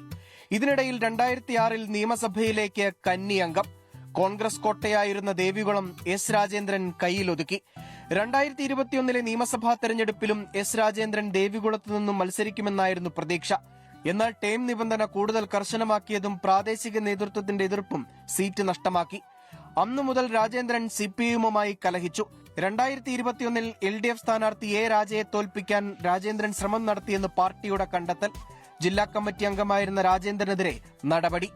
ദേവികുളത്ത് ശക്തമായ മത്സരം ഉണ്ടാവും എന്ന കാരണം എന്ന് പറഞ്ഞാൽ, ഒന്ന് ജനങ്ങളുടെ ആവശ്യങ്ങൾ തന്നെ തുടർന്നിട്ടുള്ള സാഹചര്യങ്ങളിലെല്ലാം ജനങ്ങളുടെ ആവശ്യങ്ങൾ ഇങ്ങനെ നിൽക്കുന്നത് കൊണ്ട് പരിഹാരം കാണുക എന്നുള്ളത് അവരെ സംബന്ധിച്ച് വളരെ അത്യാവശ്യമായതുകൊണ്ടും പ്രതീക്ഷകളുണ്ട്. ആര് ചെയ്യും, എന്ത് ചെയ്യും, ആരോട് പറയാൻ ഒരാൾ കിട്ടണമല്ലോ. 2021 മുതൽ S. രാജേന്ദ്രൻ CPM വിടുന്നു എന്ന പ്രചരണം ശക്തമായി. ആദ്യം കോൺഗ്രസിലേക്ക് ചേക്കേറുമെന്ന അഭ്യൂഹം, പിന്നീട് DMK-യുമായി ചർച്ച നടത്തിയെന്ന് പ്രചരണം. ഒടുവിലാണ് BJP പാളയം രാജേന്ദ്രനായി വല വിരിച്ചുവെന്ന് ഉറപ്പിക്കുന്നത്. പിന്നീട് വർഷങ്ങൾ നീണ്ട ചർച്ച. BJP അംഗത്വം സ്വീകരിക്കുന്ന അന്ന് രാവിലെ വരെ എങ്ങോട്ടുമില്ലെന്ന് രാജേന്ദ്രന്റെ അവകാശവാദം. ഒടുവിൽ പാർട്ടി അംഗത്വം സ്വീകരിച്ച് മൂന്നാറിലെ തോട്ടം തൊഴിലാളികളെ ലക്ഷ്യമിട്ട് BJP സഹായമുള്ള സർവീസ് സഹകരണ ബാങ്കും തുടങ്ങി. ദേവികുളം മണ്ഡലത്തിൽ നിന്ന് വീണ്ടും BJP സ്ഥാനാർത്ഥിയായി S. രാജേന്ദ്രൻ ജനവിധി തേടുന്നു. 24 ഇടുക്കി. ഈ ഗോപിക്ക് അറിയുന്ന പോലെ ഈ ദേവികുളത്ത് കുറേ കാലം ജോലി ചെയ്ത ഒരാളെന്നുള്ള ഈ രാജേന്ദ്രനുമായി വളരെ അടുത്ത പരിചയവും ബന്ധമുള്ള ഒരാളാണ് ഞാൻ. മാത്രമല്ല ദേവികുളം നിയോജകമണ്ഡലത്തിൻ്റെ ഒരു പ്രത്യേകത നമ്മൾ പറയുകയാണെങ്കിൽ ആലപ്പുഴയെക്കാളും വ്യാപ്തിയുള്ളത്. കാരണം അവിടുത്തെ ഏറ്റവും വലിയൊരു പ്രത്യേകത അവിടെ തന്നെയാണ് വട്ടവട എന്ന് പറയുന്ന സ്ഥലമുള്ളത്. കേരളത്തിൽ ഗോതമ്പ് കൃഷി ചെയ്യാൻ കഴിയുന്ന ഏക സ്ഥലമാണ് വട്ടവട. ഈ വട്ടവടയിലേക്ക് ഞാൻ പോയിട്ടുണ്ട്. ചുമ്മാ നമുക്ക് ഓഫീസിൽ ജോലി കുറവായതുകൊണ്ട് നാട് കാണാൻ ഇറങ്ങുന്നതിൻ്റെ ഭാഗമായിട്ട് വട്ടവടയിലും പരിസര പ്രദേശമുണ്ട്. അവിടെ ഏറ്റവും വലിയൊരു പ്രത്യേകത എന്ന് വെച്ചാൽ തമിഴ്നാടിൻ്റെ രാഷ്ട്രീയമാണ് അവിടെ കൂടുതലും പ്രതിഫലിക്കുന്നത്. തോട്ടം തൊഴിലാളികളാണ് അവിടെ കാര്യങ്ങൾ തീരുമാനിക്കുന്നത്. അതുകൊണ്ട് തന്നെ രാജേന്ദ്രൻ്റെ ഭാഗത്തെയും നിർണ്ണയിക്കാൻ പോകുന്ന അവിടുത്തെ തോട്ടം തൊഴിലാളികളായിരിക്കും. ദിലീപ്, മാത്രമല്ല എസ് രാജേന്ദ്രനൊക്കെ അവിടെ നിന്ന് ജയിക്കുന്ന രാജേന്ദ്രൻ മാത്രമല്ല ജയിക്കുന്ന MLA-മാരൊക്കെ തമിഴിലാണ് നിയമസഭയിൽ സാധാരണഗതിയിൽ പ്രസംഗിക്കാറുള്ളതും സത്യപ്രതിജ്ഞ ചെയ്യുന്നതും. അവർക്കെല്ലാം നല്ല മലയാളം അറിയാം. അതെ, ഇതിൽ ഈ ദേവികുളം മണ്ഡലത്തിലേക്ക് പോയാൽ ഏറ്റവും ഈ തെരഞ്ഞെടുപ്പിന്റെ ഏറ്റവും സവിശേഷത രാജകീയ മത്സരമാണ്. ദേവികുളം സ്ഥാനാർത്ഥി എഫ് രാജ, BJP NDA സ്ഥാനാർത്ഥി എസ് രാജേന്ദ്രൻ. അപ്പോ അതാണ് അങ്ങനെ ഒരു രാജകീയ പോരാട്ടം. നമ്മുടെ ചായ വരുന്നുണ്ട്. ഈ രാജമാരുടെ ഇടയിൽ രാഷ്ട്രീയത്തിന് ചൂടുള്ള ചായ, ചൂടുള്ള ചർച്ചയ്ക്ക് ചൂടുള്ള ചായ. അജാസ് പത്തനാപുരം അദ്ദേഹത്തിന്റെ ഇന്നലെ വേറൊരാളായിരുന്നല്ലോ. അതിന് രാഷ്ട്രീയം പറയരുത്. വണ്ടിക്ക് ഇടത്തോട്ടാണ് സാറേ ചായ. വണ്ടിക്കാരൻ ഇടത്തോട്ടോ വലത്തോട്ടോ രാഷ്ട്രീയം പറയാം എന്നുള്ളതാണ്. രാഷ്ട്രീയം പറയാം, കടം പറയാം, എഴുതി വെക്കാം, കടം എഴുതി വെക്കാം. പറ്റിക്കല്ലേ പറ്റുമുക്കൊണ്ട്, പറ്റിക്കല്ലേ പറ്റുമുക്കൊണ്ട് രാഷ്ട്രീയം. ഓടിവായോ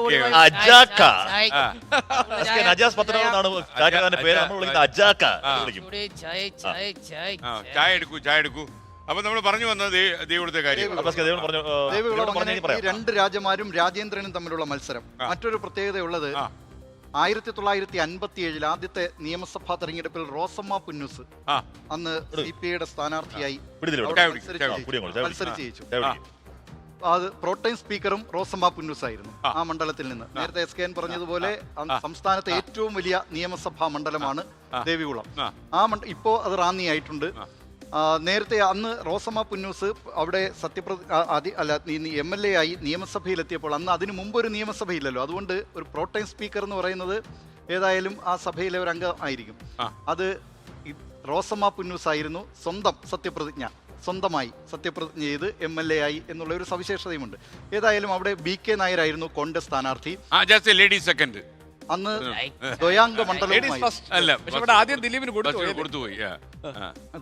മണ്ഡലമായിരുന്നു. ആ ദ്വയാംഗ മണ്ഡലത്തിൽ BK നായരുടെ നാമനിർദ്ദേശ പത്രിക സൂക്ഷ്മ പരിശോധനയിൽ തള്ളിയതോടുകൂടി കോൺഗ്രസിന് സ്ഥാനാർത്ഥിയില്ലാതായി. അപ്പോൾ സംവരണ മണ്ഡലത്തിലുള്ള കറുപ്പൻ എന്ന് പറയുന്ന ആ സ്ഥാനാർത്ഥിയെ കോൺഗ്രസിന്റെ സ്ഥാനാർത്ഥിയാക്കി റോസമ്മ പുന്നൂസ് ജയിച്ചു കഴിഞ്ഞതിന് ശേഷം BK നായർ ഹൈക്കോടതിയിൽ പോയപ്പോൾ ആ തെരഞ്ഞെടുപ്പ് റദ്ദാക്കിയതിനെ തുടർന്ന് വീണ്ടും ഉപതെരഞ്ഞെടുപ്പ് നടന്നു. ആ ഉപതെരഞ്ഞെടുപ്പ് സമയത്താണ് അവിടെ MGR അവിടെ ഒരു സിനിമ ചിത്രീകരണവുമായി ബന്ധപ്പെട്ടുണ്ടായിരുന്നു. അന്ന് ഇന്ദിരാഗാന്ധി അത്ര നല്ലതല്ല. MGR റോസമ്മ പുന്നൂസിന് വേണ്ടി പ്രചാരണത്തിനിറങ്ങി. ഇന്നലെ നമ്മൾ ഇതിൽ കൊടുത്തിരുന്ന ഇളയരാജയും പാവലർ സഹോദരന്മാരെത്തി.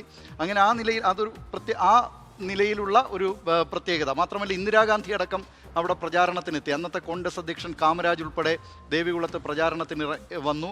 പക്ഷേ റിസൾട്ട് വന്നപ്പോൾ വീണ്ടും റോസമ്മ പുന്നൂസ് ജയിച്ചു. അതാണ് അതിന്റെ സവിശേഷത കൂടി. അതാണ് ജനം റോസമ്മ പുന്നൂസിനൊപ്പമായിരുന്നു. ദേവികുളത്തെ രാഷ്ട്രീയം അറിയാമോ? തോട്ടം തൊഴിലാളികളുടെ ഒക്കെ പ്രശ്നങ്ങൾ ഏറ്റവും കൂടുതൽ ചർച്ച, എനിക്ക് എന്റെ അറിവ് ശരിയാണെങ്കിൽ ഏറ്റവും കൂടുതൽ ആദിവാസികൾ വോട്ട് ചെയ്യുന്ന, ആദിവാസി വോട്ട് ഏറ്റവും കൂടുതൽ പോൾ ചെയ്യപ്പെടുന്ന മണ്ഡലം കൂടിയാണ് അല്ലേ? ഏറ്റവും വലിയ നിയോജക മണ്ഡലം അതാണ്. ഏറ്റവും കൂടുതൽ ആദിവാസികൾ ഉള്ള വോട്ട് പോൾ ചെയ്യപ്പെടുന്ന മണ്ഡലമാണ്. അപ്പോൾ അത്തരം വിഷയങ്ങളൊക്കെ ഈ നമ്മൾ സാധാരണക്കാരായ ആളുകളുടെ പ്രശ്നങ്ങൾ പറയുമല്ലോ, അപ്പോൾ അതൊക്കെ സജീവമായി ചർച്ച ചെയ്യപ്പെടുന്ന മണ്ഡലമായി മാറും. പക്ഷേ കഴിഞ്ഞ കുറച്ച് നാളുകളായി LDF-നൊപ്പമാണെങ്കിലും അങ്ങനെ ഒരു പ്രത്യക്ഷത്തിൽ ഇന്ന പാർട്ടിക്കൊപ്പമാണെന്ന് പറയാവുന്ന രാഷ്ട്രീയമല്ല എന്ന് തോന്നുന്നത് മാറി മാറി വരുന്ന നില ഇവിടെ ഉണ്ടാകാറുണ്ട്. എന്തായാലും രാജേന്ദ്രന്റെ സ്ഥാനാർത്ഥിത്വം തന്നെയാണ് ഇത്തവണ ആ മണ്ഡലത്തിന്റെ കൗതുകം. എസ് രാജേന്ദ്രന്റെ സ്ഥാനാർത്ഥിത്വം. കാരണം ആ മണ്ഡലത്തെ ദിലീപ് പറഞ്ഞ പോലെ 2006 മുതൽ 2021 വരെ 15 വർഷക്കാലം ആ മണ്ഡലത്തിൽ വളരെ സ്വാധീനം ഉണ്ടാക്കിയ ആളാണ് എസ് രാജേന്ദ്രൻ. അപ്പോൾ എല്ലാ നൂക്ക് ആൻഡ് കോർണേഴ്സ് രാജേന്ദ്രൻ അറിയാം. പിന്നെ തോട്ടം തൊഴിലാളികളുടെ പ്രശ്നം അറിയാം. അതൊക്കെയുണ്ട്. അതൊക്കെയാണ് NDA-ക്ക് ആത്മവിശ്വാസം നൽകുന്നത്. പക്ഷേ കഴിഞ്ഞ തവണ രാജയായിരുന്നു അവിടെ ജയിച്ചത്. അപ്പോൾ LDF-നെ സംബന്ധിച്ച് അവിടെ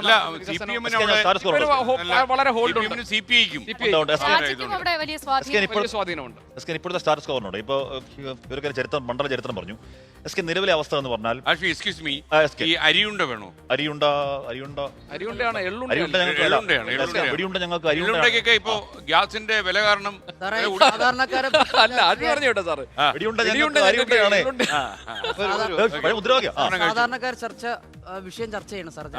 ഇപ്പം കുടിച്ച ചായയില്ലേ സാർ, അതിനകത്തൊരു ചുവർപ്പോ കഴുപ്പുണ്ടോ കയ്പുണ്ടോ? അത് വിറകിന്റെ ഒരു ഗ്യാസ് ഇല്ല.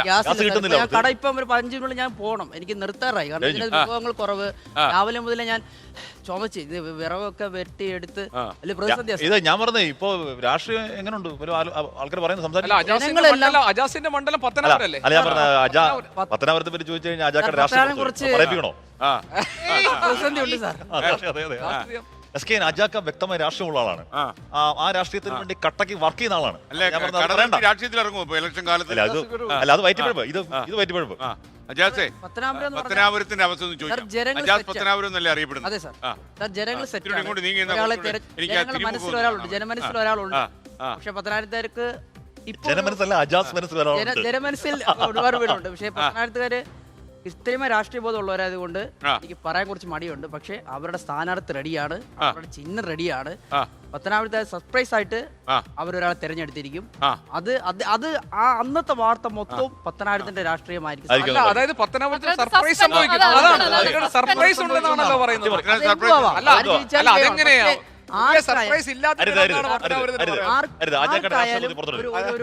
ആരായാലും തീച്ചുളയിൽ നിന്നിട്ടായിരിക്കും അന്നത്തെ ദിവസം അജാസെ തൊട്ട് നോക്കട്ടെ എന്ന് ചോദിക്കുന്നല്ലേ, പെരുന്നേന്ന് വിദ്വേഷം പിടിച്ചു പറ്റിയ ആളാണോ പ്രശ്നം ഉണ്ടാവുന്നത്? സാർ കുറച്ച് പറയാൻ വിഷമമുണ്ട്. സംഘർഷം നടക്കുക. രണ്ടുപേരും പെരുന്നേ ബന്ധമുള്ളവരാണ്. പത്തനാപുരത്തേക്ക് ഒരു വിശദ ചർച്ചയ്ക്ക് വരും.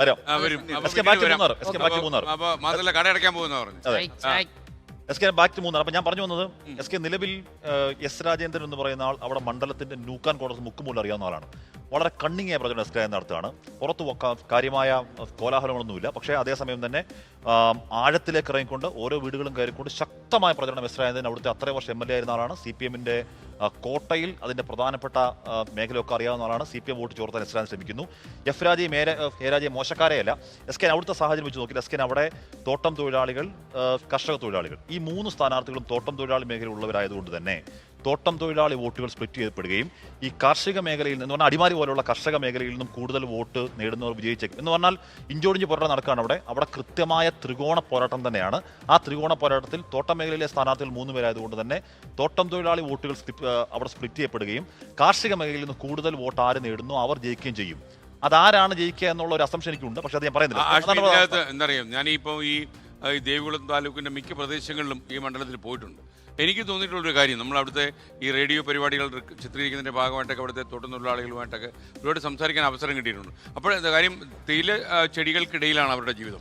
അവർ തുടങ്ങുന്നതും തേയില ചെടികൾക്കിടയിൽ, വൈകുന്നേരം അവസാനിക്കുന്നതും തേയില ചെടികൾക്കിടയിലാണ്. അപ്പോൾ ഈ മൂന്നാർ, ദേവികുളം ഈ പറയുന്ന പ്രദേശത്തൊക്കെ തന്നെ, ഈ രാജാക്കാട് ഈ പറയുന്ന പ്രദേശത്തൊക്കെ രാജേന്ദ്രന് നല്ല സ്വാധീനമുണ്ട്. എന്നാൽ ഈ പറയുന്ന ടൗൺ വിട്ടുള്ള ഭാഗത്ത് CPM-നും സ്വാധീനമുണ്ട്. അപ്പൊ അതുകൊണ്ട് രാജേന്ദ്രനൊരു ഡോമിനേഷൻ ദേവികുളത്തുണ്ടോ എന്ന് എനിക്ക് പറയാൻ കഴിയും. എന്നാൽ കൃത്യമായി ത്രികോണ മത്സരം തന്നെയാണ് അവിടെ. എന്തായാലും 3 സ്ഥാനാർത്ഥികളും ശക്തരായ സ്ഥാനാർത്ഥികളാണ്. അവിടെ എന്തും സംഭവിക്കും. ഞാൻ പറഞ്ഞ സ്കേൻ അവിടെ ഈ കർഷക മേഖലയിലേക്ക് സ്വാധീനമുള്ള ഒരു സ്ഥാനാർത്ഥി അവിടെ ഉണ്ട്. അദ്ദേഹം ജയിക്കുമെന്നാണ് പൊതു വിലയിരുത്തൽ. അത് ഞാൻ ആരെന്ന് പറയുന്നില്ല. Thank you. ഇവിടെ ഒറ്റ കാര്യം ആഷ്മി, എസ് രാജേന്ദ്രന്റെ ഈ പോക്ക് NDAക്ക് ഇപ്പോൾ വളരെ സസ്പെൻസ് ഉണ്ടാക്കിയിട്ടാണല്ലോ BJP-ലേക്ക് പോയത്. സസ്പെൻസ് ഒന്നും ഇല്ല. അല്ല അങ്ങനെയല്ല ഞാൻ പറഞ്ഞത്. ഇല്ല, അവസാന നിമിഷം ഇല്ലാന്ന് സസ്പെൻസ് ഇല്ലാന്ന് പറഞ്ഞിട്ട് പിന്നെ പോയി. അല്ല അത് പിന്നെ CPM വോട്ടുകളെ ജയിക്കോ? രാജേന്ദ്രൻ എന്ന് പറയുന്ന ആൾ സ്വാധീനമുള്ള ആൾ തന്നെയാണ്. അത്രയും വർഷം പാർട്ടിയുടെ ശക്തനായ നേതാവായി നിന്ന ആളാണ്. അത്രയും വർഷം MLA ആയിരുന്ന ആളാണ്. എത്രയും വർഷം MLA ആയിരുന്ന ആളാണ്. അപ്പൊ സ്വാഭാവികമായും ഗൗചേട്ടാ, അത്രയും വർഷം നമ്മളൊരു നാടിന്റെ MLA ആയിരിക്കുമ്പോൾ നമുക്ക് ഹൃദയബന്ധമുള്ള ആൾക്കാരുണ്ടാവില്ലേ? ഉറപ്പായും ഹൃദയബന്ധമുള്ള ആൾക്കാരുണ്ട്. പ്രത്യേകിച്ച് തമിഴ് മനസ്സുള്ളവർ എന്ന് പറഞ്ഞാൽ ഭയങ്കര നിർമ്മല ഹൃദയരും അത്ര ചങ്ക് നിൽക്കുന്ന ആൾക്കാരുമാണ്. എന്തായാലും വോട്ടുണ്ടാവില്ലേ? ആ വോട്ട് കൂടി എസ് രാജേന്ദ്രൻ ലക്ഷ്യം വെക്കുന്നുണ്ട്. പക്ഷേ എസ് കെ പറഞ്ഞ പോലെ അവിടെ CPM എന്ന് പറഞ്ഞാൽ നല്ല സംഘടനാ സംവിധാനമുള്ള ശക്തമായ പാർട്ടിയാണ്. അപ്പൊ അങ്ങനെ ആ വൈകാരികതയിൽ ആ വോട്ട് പോയില്ലെങ്കിൽ കൂടിയും രാജേന്ദ്രൻ എം CPI ക്കും സ്വാധീനമുണ്ട് അവിടെ. ഉണ്ട്. ഈ ഇടതുപാട് സർക്കാരിന്റെ ക്ഷേമ പ്രവർത്തനങ്ങൾ എന്നൊക്കെ നമ്മൾ പറയുന്ന കാര്യങ്ങളുണ്ടല്ലോ, അതൊക്കെ ഒരു പക്ഷേ പ്രതിഫലിക്കാൻ സാധ്യതയുള്ള മണ്ഡലമാണ്. കാരണം വികസനം അവിടെ ചർച്ചയാകുന്നു എന്ന് പറയുമ്പോൾ ആ മണ്ഡലത്തിന്റെ സ്വഭാവം അനുസരിച്ച് വലിയ വികസന പ്രവർത്തനങ്ങൾ, ഈ അങ്ങനെയുള്ള കാര്യങ്ങളെക്കാൾ ജനക്ഷേമ പ്രവർത്തനങ്ങൾ ചർച്ചയാകാൻ സാധ്യത ഒരു അവിടെയുള്ള ഒരു പ്രധാന പ്രശ്നം SC വിഭാഗത്തിൽ കൂടുതലാണ്. SC സർട്ടിഫിക്കറ്റ് കിട്ടുന്നില്ല എന്നുള്ള കാതലായ കാര്യമായ പ്രശ്നം അവിടെയുണ്ട്. ഇപ്പോൾ ഈ സ്ഥാനാർത്ഥികൾക്ക് SC സർട്ടിഫിക്കറ്റ് കൊടുത്ത് മത്സരിപ്പിക്കുകയാണ്. അവർക്ക് ആ സർട്ടിഫിക്കറ്റ് കിട്ടാൻ ഒരുപാട് എന്നോട് നമുക്ക് തമ്മിൽ ഒരുപാട് സുഹൃത്തുക്കളുണ്ട്. അപ്പോൾ അവർ നേരിടുന്ന പ്രധാന പ്രശ്നം അതാണ്. അത് ഒരു ഇലക്ഷൻ വിഷയം ഉയർത്തിക്കൊണ്ട് വരുന്നുണ്ട്. അപ്പോൾ അങ്ങനെ പല പ്രശ്നങ്ങൾ നമുക്ക് ബാക്കി വെസ്റ്റ് ഓഫ് ദ കേരളത്തെ പല പ്രശ്നങ്ങൾ അവിടെ ഉണ്ട്. മാത്രമല്ല ഈ LDF സ്ഥാനാർത്ഥിക്കെതിരെ നേരത്തെ ഉണ്ടായിരുന്നല്ലോ ഈ ജാതി സർട്ടിഫിക്കറ്റുമായി ബന്ധപ്പെട്ട് ചില കേസുകൾ സുപ്രീം കോടതി വരെ പോയി നീണ്ട നിയമം. അവർ കുറ്റമല്ല കേട്ടോ, അവർ കുറ്റമല്ല. അല്ല, അത് വേറൊരു തരത്തിലാണ്. സർട്ടിഫിക്കറ്റ് കിട്ടുന്നില്ല എന്നുള്ളതായിരുന്നില്ല, പകരം അദ്ദേഹം ഈ സംവരണ വിഭാഗത്തിലുള്ള ആളായിരുന്നില്ല. പരിവർത്തിത വിഭാഗത്തിൽപ്പെട്ട അങ്ങനെ ഒരു സങ്കീർണ സാഹചര്യം അവിടെ മറികടന്നു. അപ്പൊ നമുക്ക് ബാക്കിയുള്ള സ്ഥലത്ത് പ്രശ്നമാവാത്ത കുറേ അധികം പ്രശ്നങ്ങൾ, അവരുടേതായ കുറേ അധികം പ്രശ്നങ്ങൾ അവിടെ ഉണ്ട്. അതവിടെ ചർച്ചയാവുന്നുണ്ട്. ആ ചർച്ചയാവുന്നതൊക്കെ എന്താകുമെന്നുള്ളത് നമുക്ക് കാത്തിരുന്ന് കാണാം.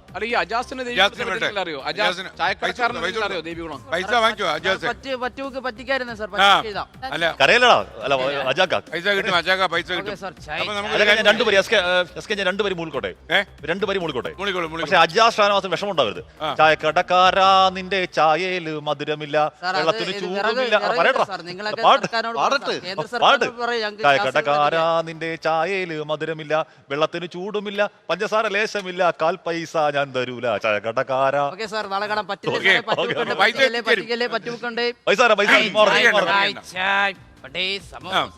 ആഷ്മി, നമുക്കിനി ഗോപികൃഷ്ണൻ നമുക്ക് പോകേണ്ടത് ഈ നമ്മുടെ മണ്ഡലം ചുറ്റാൻ വിട്ടിരിക്കുന്ന വനിതകളിലേക്കാണ്. മകളകൾ, മണ്ഡലം ചുറ്റും മകളകൾ. നല്ല ഒന്നാന്തര വെയിൽ, 36 ഡിഗ്രി സെൽഷ്യസിലാണ് പാലക്കാട് പോലുള്ള സ്ഥലത്തൊക്കെ പോയി ചുറ്റിക്കറങ്ങി തിരിഞ്ഞു വന്നത്. അപ്പോൾ ഞാൻ പേര് പറയില്ല, നിങ്ങൾക്ക് തൊട്ട് നോക്കാം. ഒരു അതിഥിയൊന്നുമല്ലേ, നമ്മുടെ ഒരു വാർത്താ വായനക്കാരി, ഒരു വാർത്താ അവതാരക പാലക്കാട് 36 ഡിഗ്രി കഴിഞ്ഞ് വന്നിട്ട് ഞാൻ അങ്ങോട്ട് നോക്കി മുഖം വെട്ടിച്ചങ്ങ് പോയി. കാര്യം ആ ചൂടിൻ്റെ കാഠിന്യം മൊത്തം ഉണ്ടായിരുന്നു. അപ്പോൾ എങ്ങനെയുണ്ട് ദിലീപ് ഈ മണ്ഡലം ചുറ്റുന്ന നമ്മുടെ മകളുടെ കാര്യം? മണ്ഡലം ചുറ്റും മഹിളകൾ നന്നായി തന്നെ അവര് ഈ മണ്ഡലങ്ങളിൽ അതെ സ്ഥാനാർത്ഥികളെ ഫോളോ ചെയ്യുന്നു. കേരളത്തിലെ എല്ലാ മണ്ഡലങ്ങളിലും പോകും. എങ്ങനെ അതിന്റെ പരിപാടി? കേരളത്തിലെ പ്രധാനപ്പെട്ട മണ്ഡലങ്ങളിലെല്ലാം പോകും. മണ്ഡലത്തിന്റെ ഒരു പൾസ് കൃത്യമായിട്ട്. അപ്പൊ അങ്ങനെയാണ് ഇപ്പൊ പോകുന്നത്. ഇടുക്കി മണ്ഡലത്തിൽ ഇക്കുറി പോരാട്ടം കടുക്കുമെന്ന് വോട്ടേഴ്സ് പറയുന്നു. മണ്ഡലം ചുറ്റും മകളകൾ ഇന്ന് ഇടുക്കിയിലാണ് പര്യടനം നടത്തുന്നത്. പര്യടനക്കാരികൾ കൃഷ്ണ ചെറിയാനും സ്മിത ഹരിദാസും. ദിലീപ് കുമാർ, ഈ കഥ നടക്കുന്നത് ഇടുക്കിയിലാണ്. അങ്ങ് ഹൈ റേഞ്ചിൽ. അതാണ് മണ്ഡലം ചുറ്റും മഹിളകൾ.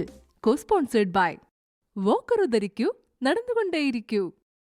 നമ്മളങ്ങനെ മണ്ഡലം ചുറ്റാനെത്തി ഇടുക്കി മണ്ഡലത്തിലാണ് എത്തിയത്. ഇടുക്കിയിലെ ഡാമിന്റെ മുന്നിൽ തന്നെ നിൽക്കുകയാണ്. ഇവിടെ നല്ല വാശിയേറിയ പോരാട്ടമാണ് ഇത്തവണ എന്നാണ് പറയുന്നത്. ഇടുക്കിയുടെ രാഷ്ട്രീയം എന്ന് പറയുന്നത് ഈ ഹൈറേഞ്ച് രാഷ്ട്രീയം, അത് അതിജീവനത്തിന്റെ രാഷ്ട്രീയമാണ്. ഏലം, കുരുമുളക്, കാപ്പി തോട്ടങ്ങളൊക്കെയുള്ള ഈ ഇവിടെ കുടിയേറ്റ കർഷകരുടെ, അവരുടെ എന്താ പറയുന്ന ആ ഒരു കുടിയേറ്റ കർഷകരുടെ കരുത്തും അവരുടെ അതിജീവനത്തിൻ്റെയും ഒക്കെ കഥകളാണ്. അപ്പോൾ അവർക്ക് വേണ്ടത്, അതുപോലെ തന്നെ തോട്ടം തൊഴിലാളികൾ, അവർക്ക് അവരുടേതായ പ്രശ്നങ്ങളുണ്ട്. ലയങ്ങൾക്കുള്ളിൽ കുടുങ്ങിക്കിടക്കുന്ന അവരുടെ ജീവിതത്തിൽ ഒരുപാട് മാറ്റങ്ങൾ വരേണ്ടതായിട്ടുണ്ട്. മലയോര ഗ്രാമങ്ങളിലെ കർഷകരുടെ വന്യമൃഗ ശല്യങ്ങളുള്ള ഒരുപാട് പ്രശ്നങ്ങൾ അവർ നേരിടുന്നുണ്ട്. അപ്പോൾ കർഷകരുടെ, ക്ഷീര കർഷകരുടെ ഒക്കെ പ്രശ്നങ്ങൾ, അതൊക്കെ എന്താണെന്ന് നമ്മൾക്ക് മണ്ഡലത്തിലൂടെ സഞ്ചരിച്ച് അറിയാം. അവരുടെ പ്രശ്നങ്ങൾ എന്താണ്, ആരാണ് ഇവിടെ ജയിക്കാൻ സാധ്യത?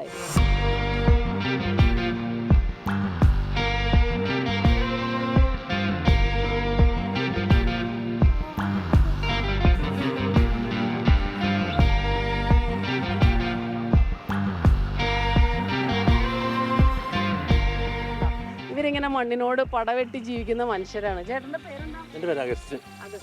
എന്താ ഇവിടുത്തെ ഒരു ഫീല്? ഞാനിപ്പോൾ പ്രത്യേകിച്ച് രാഷ്ട്രീയമൊന്നും ഇല്ലാത്ത ഒരാളാണ്. അതുകൊണ്ട് അല്ല, പക്ഷേ ഇല്ലേ ചേട്ടാ, നമ്മൾ ഇപ്പൊ ഇവിടെ നിങ്ങളുടെ തന്നെ ബുദ്ധിമുട്ടുകൾ ഉണ്ടല്ലോ, നിങ്ങൾ നേരിടുന്ന ചില പ്രശ്നങ്ങൾ ഉണ്ടാവും. അപ്പോൾ ഒരു സ്ഥാനാർത്ഥിയെ വിജയിപ്പിച്ച് വിടുമ്പോൾ നമുക്ക് ചില പ്രതീക്ഷകൾ ഉണ്ടാവും. അപ്പൊ അങ്ങനെ എന്തെല്ലാം പ്രശ്നങ്ങളാണ് പരിഹരിക്കണം എന്ന് നിങ്ങൾക്ക് തോന്നിയിട്ടുള്ളത്? അല്ല, ഞങ്ങൾക്ക് ഓണായിട്ട് ഞങ്ങൾക്ക് ഇവിടെ ഉള്ളത് ഒന്ന്, ഞങ്ങളുടെ ഈ കാർഷിക വിഭവങ്ങൾക്ക് ഞങ്ങൾക്ക് ഈ മുടക്കുമുതലിന്റെ അനുസരിച്ചല്ല, ഞങ്ങളുടെ ബുദ്ധിമുട്ടിന്റെ അനുസരിച്ചുള്ളൊരു പ്രയോജനം കിട്ടുന്നില്ല. ഇനിയിപ്പോൾ ഏലത്തിന് സ്വല്പം വിലയുണ്ടെന്ന് പറഞ്ഞാൽ അന്നേരത്തേക്കും ഏലത്തിൻ്റെ ആ വിലയുടെ ഒപ്പം തന്നെ കൂലിച്ചെലവും, അതുപോലെ തന്നെ ഈ മരുന്നുകൾ, ഇതിനടിക്കേണ്ട മരുന്നുകൾ, വളം, ഇതിൻ്റെ എല്ലാം വില വർദ്ധിച്ചുകൊണ്ടിരിക്കുക. രൂക്ഷമായ കുരങ്ങ് ശല്യം പിന്നെ കാട്ടുപന്നി ഇങ്ങനെയുള്ള ശല്യങ്ങളൊക്കെ ഉണ്ട്. ഞങ്ങൾ കൃഷി ഒക്കെ ചെയ്ത് പരാജയപ്പെട്ടുണ്ട്. ഞങ്ങൾ ഈ ഒരു വർഷം കൃഷി ചെയ്യുമ്പോൾ കഴിഞ്ഞ വർഷത്തേക്കാൾ കൂടുതൽ കടക്കാരനായി തരിക. കഴിഞ്ഞ വർഷം ഞങ്ങൾക്ക് എത്ര കടമുണ്ടോ അതിനേക്കാൾ ഒരു 25% ഈ വർഷം കൂടുതലാണ്. ഒരു 5-6 വർഷങ്ങൾക്ക് മുമ്പ് വരെ ഇവിടെ കൂടുതലും ഈ കൃഷിയോടൊപ്പം ചെയ്തിരുന്നതാണ് ഈ കന്നേല് വളർത്തൽ. പക്ഷെ ഇപ്പൊ അത് വളരെ കുറഞ്ഞു പോയി. അതിന്റെ കാരണം എന്താ? അതിന്റെ ഒന്നാമത്തെ കാരണം എന്ന് പറയുന്നത് പാലിന് ഇതിന്റെ ഈ പറയപ്പെടുന്ന മാതിരിയുള്ളൊരു വില കിട്ടുന്നില്ല.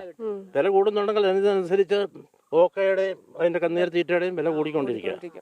ഈ ഭരണമാറ്റം ഉണ്ടാവോ? എന്താ തോന്നുന്നേ? ഭരണമാറ്റം വേണോ? എന്താ ഈ കാര്യത്തിൽ ഒരു അഭിപ്രായം ഉണ്ടോ? വേണം. ആര് വന്നാലും നമുക്ക് ഗുണം ഉണ്ടാവണം. ഇപ്പൊ ഇങ്ങോട്ട് നടന്നു വന്നപ്പോ കണ്ട വഴിയില്ലേ, ഇവിടെ 10-12 വീട്ടുകാരുണ്ട്. അത് ഇതുവരെ കോൺക്രീറ്റ് ചെയ്യാനോ ഒരു ഫണ്ട് ഇതുവരെ ഒന്നും വന്നിട്ടൊന്നുമില്ല. ഒരുപാട് യുവാക്കൾ പുറത്തേക്ക് പോകുന്നു, അങ്ങനെയുണ്ടോ ഇവിടെ? ഉണ്ട്. അതെന്തായിരിക്കും കുട്ടികൾ അങ്ങനെ പുറത്തേക്ക് പോകുന്നത്? ഇവിടെ ശമ്പളം കുറവാ, അല്ലെങ്കിൽ ഇവിടെ ജോലി കുറവാ. അല്ല, ജോലി ഉണ്ടെങ്കിൽ പോലും 20,000-30,000 രൂപ കൂടുതൽ സാധാരണഗതിയിൽ ആർക്കും കിട്ടാറില്ല. അല്ലെ IT ഫീൽഡ് മാത്രമാ. അതും ഒരു 10 വർഷം എക്സ്പീരിയൻസ് ഒക്കെ ഉണ്ടെങ്കിൽ ഒരു 50 അല്ലെ 1 lakh ഒക്കെ കിട്ടുള്ളൂ.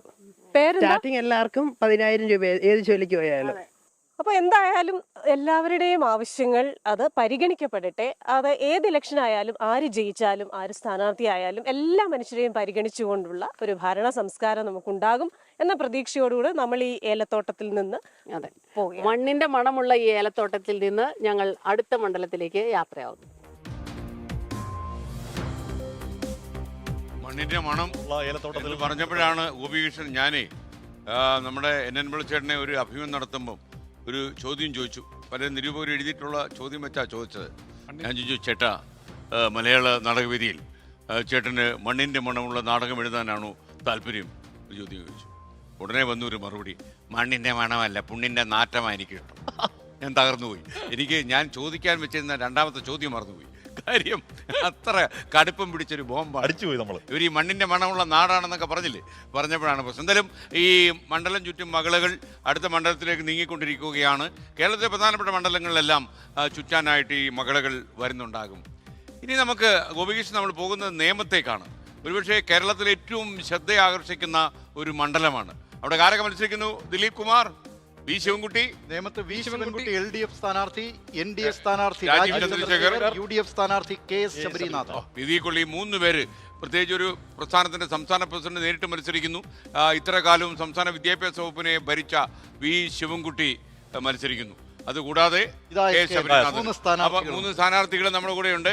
LDF Sivankutty, UDF Sabarinathan, NDA Rajeev Chandrasekhar. അപ്പോൾ എന്തായാലും വാശിയേറിയ ഒരു പോരാട്ടം ഇവിടെ നടക്കുമെന്ന കാര്യത്തിൽ സംശയമില്ല. ഈ മണ്ഡലത്തെക്കുറിച്ച് നേമം മണ്ഡലം നേരത്തെ 2 മുന്നണികളും മാറി മാറി ജയിച്ചിരുന്ന LDFും UDFും ജയിച്ചിരുന്ന മണ്ഡലമാണ്. K കരുണാകരൻ ഈ നേമം മണ്ഡലത്തെ പ്രതിനിധീകരിച്ച് വിജയിച്ചിട്ടുണ്ട്. K കരുണാകരൻ 1982-ൽ 2 മണ്ഡലങ്ങളിൽ നിന്നാണ്, മാളയും നേമവും, ഈ 2 മണ്ഡലങ്ങളിൽ നിന്നും വിജയിച്ചു. പിന്നീട് മാള നിലനിർത്തി, നേമം ഒഴിഞ്ഞു. പക്ഷേ അതിനുശേഷം നടന്ന ഉപതെരഞ്ഞെടുപ്പിൽ VJ തങ്കപ്പൻ CPIM സ്ഥാനാർത്ഥി, CPIM നേതാവ്, അദ്ദേഹം വിജയിച്ച് ഇടതോരം ചേർത്തു. 2011-ൽ ഈ മണ്ഡല പുനഃസംഘടന നടന്നല്ലോ. അതിനുശേഷമാണ് BJP അവരുടെ കരുത്ത് തെളിയിക്കുന്നത്. യഥാർത്ഥത്തിൽ 2011-ന് ശേഷം എന്ന് നമുക്ക് സാങ്കേതികമായി പറയാമെങ്കിലും അതിനു മുമ്പ് തന്നെ, അതായത് തിരുവനന്തപുരം ഈസ്റ്റ് എന്നറിയപ്പെട്ടിരുന്ന പഴയ മണ്ഡലമാണ്. മണ്ഡലത്തിൻ്റെ മിക്ക ഭാഗങ്ങളും ഈ നേമം മണ്ഡലത്തോട് ചേരുകയാണ് ചെയ്തത്.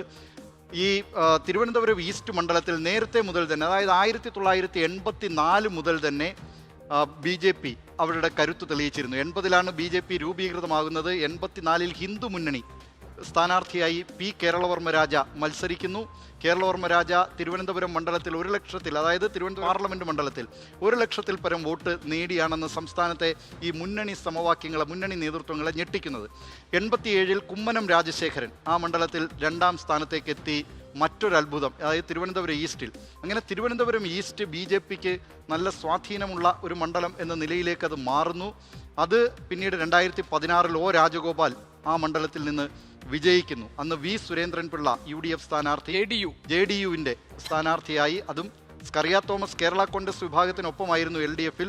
സീറ്റ് കിട്ടാത്തതിനെ തുടർന്ന് സുരേന്ദ്രൻപിള്ള JDUവിൽ ചേരുന്നു. അദ്ദേഹത്തെ സ്ഥാനാർത്ഥിയാക്കുന്നു. ആ സീറ്റ് കോൺഗ്രസ് കൊണ്ടുവന്നു. അതിന് തൊട്ടു മുമ്പ് ചാരുപാറ രവിയായിരുന്നു ജനതാദൾ സ്ഥാനാർത്ഥി, അവിടെ UDF സ്ഥാനാർത്ഥിയായിട്ടുണ്ടായിരുന്നു. അങ്ങനെ ഈ മണ്ഡലം അത് 2016 2011 ശിവൻകുട്ടി ജയിക്കുന്നു, 2016 അത് ഒ രാജഗോപാൽ ജയിക്കുന്നു, 2021 വി ശിവൻകുട്ടി വീണ്ടും ആ മണ്ഡലം ഇടതോരം ചേർക്കുന്നു എന്ന സവിശേഷത.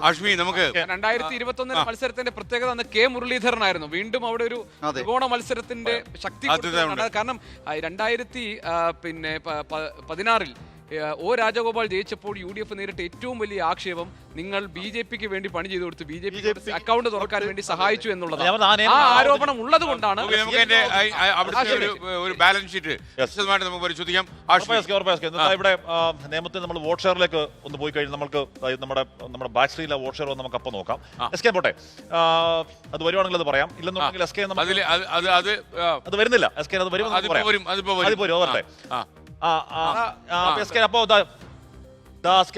വാട്ടർ മെട്രോയിൽ വരുന്നുണ്ട്. 2011 തെരഞ്ഞെടുപ്പിൽ വി ശിവൻകുട്ടിയും LDF വേണ്ടി നേടിയ വോട്ട് 50,076.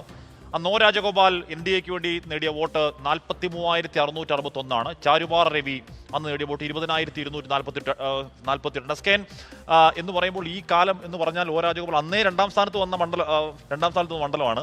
അന്ന് യഥാർത്ഥത്തിൽ നരേന്ദ്രമോദി ഇമ്പാക്ട് അല്ലെങ്കിൽ മോദി വേവ് എന്നൊക്കെ പറഞ്ഞ് BJPയുടെ ഈ വലിയ നേട്ടം ഉണ്ടാവുന്ന കാലത്തിന് മുമ്പ് തന്നെ രണ്ടാം സ്ഥാനത്ത് അവിടെ ഒ രാജഗോപാൽ വന്ന മണ്ഡലമാണ്. പോട്ടെ, ഇനി 2016 തെരഞ്ഞെടുപ്പിലേക്ക് നമ്മൾ ആ കണക്ക് നോക്കുകയാണെങ്കിൽ 2016 ഒ രാജഗോപാൽ ഒന്നാം സ്ഥാനത്തേക്ക് ഉയരുന്നുണ്ട്. 67,013 വോട്ടുകൾ നേടുന്നു. വി ശിവൻകുട്ടി അന്ന് പരാജയപ്പെടുന്നു. 59,142.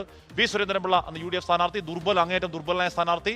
13,860 എന്ന് പറഞ്ഞ വളരെ നോമിനൽ വോട്ടുകൾ മാത്രം പിടിക്കുന്ന ആ അവസ്ഥയിൽ 8,671 വോട്ടുകളുടെ ഭൂരിപക്ഷത്തിൽ ഒ രാജഗോപാൽ ആദ്യമായി കേരള നിയമസഭയിൽ അക്കൗണ്ട് തുറക്കുന്ന കാഴ്ച കണ്ടു. ഇനി 2021 തെരഞ്ഞെടുപ്പിലേക്ക് വന്നാൽ അന്ന് അവിടെ തുറന്ന അക്കൗണ്ട് വി ശിവൻകുട്ടി പൂട്ടിച്ച കാഴ്ച. V Sivankutty 55,837 vote. കുമ്മനം രാജശേഖരൻ അന്ന് NDA സ്ഥാനാർത്ഥി മത്സരിക്കുന്നു. അന്ന് 51,888 വോട്ട് രണ്ടാം സ്ഥാനത്തുണ്ട്.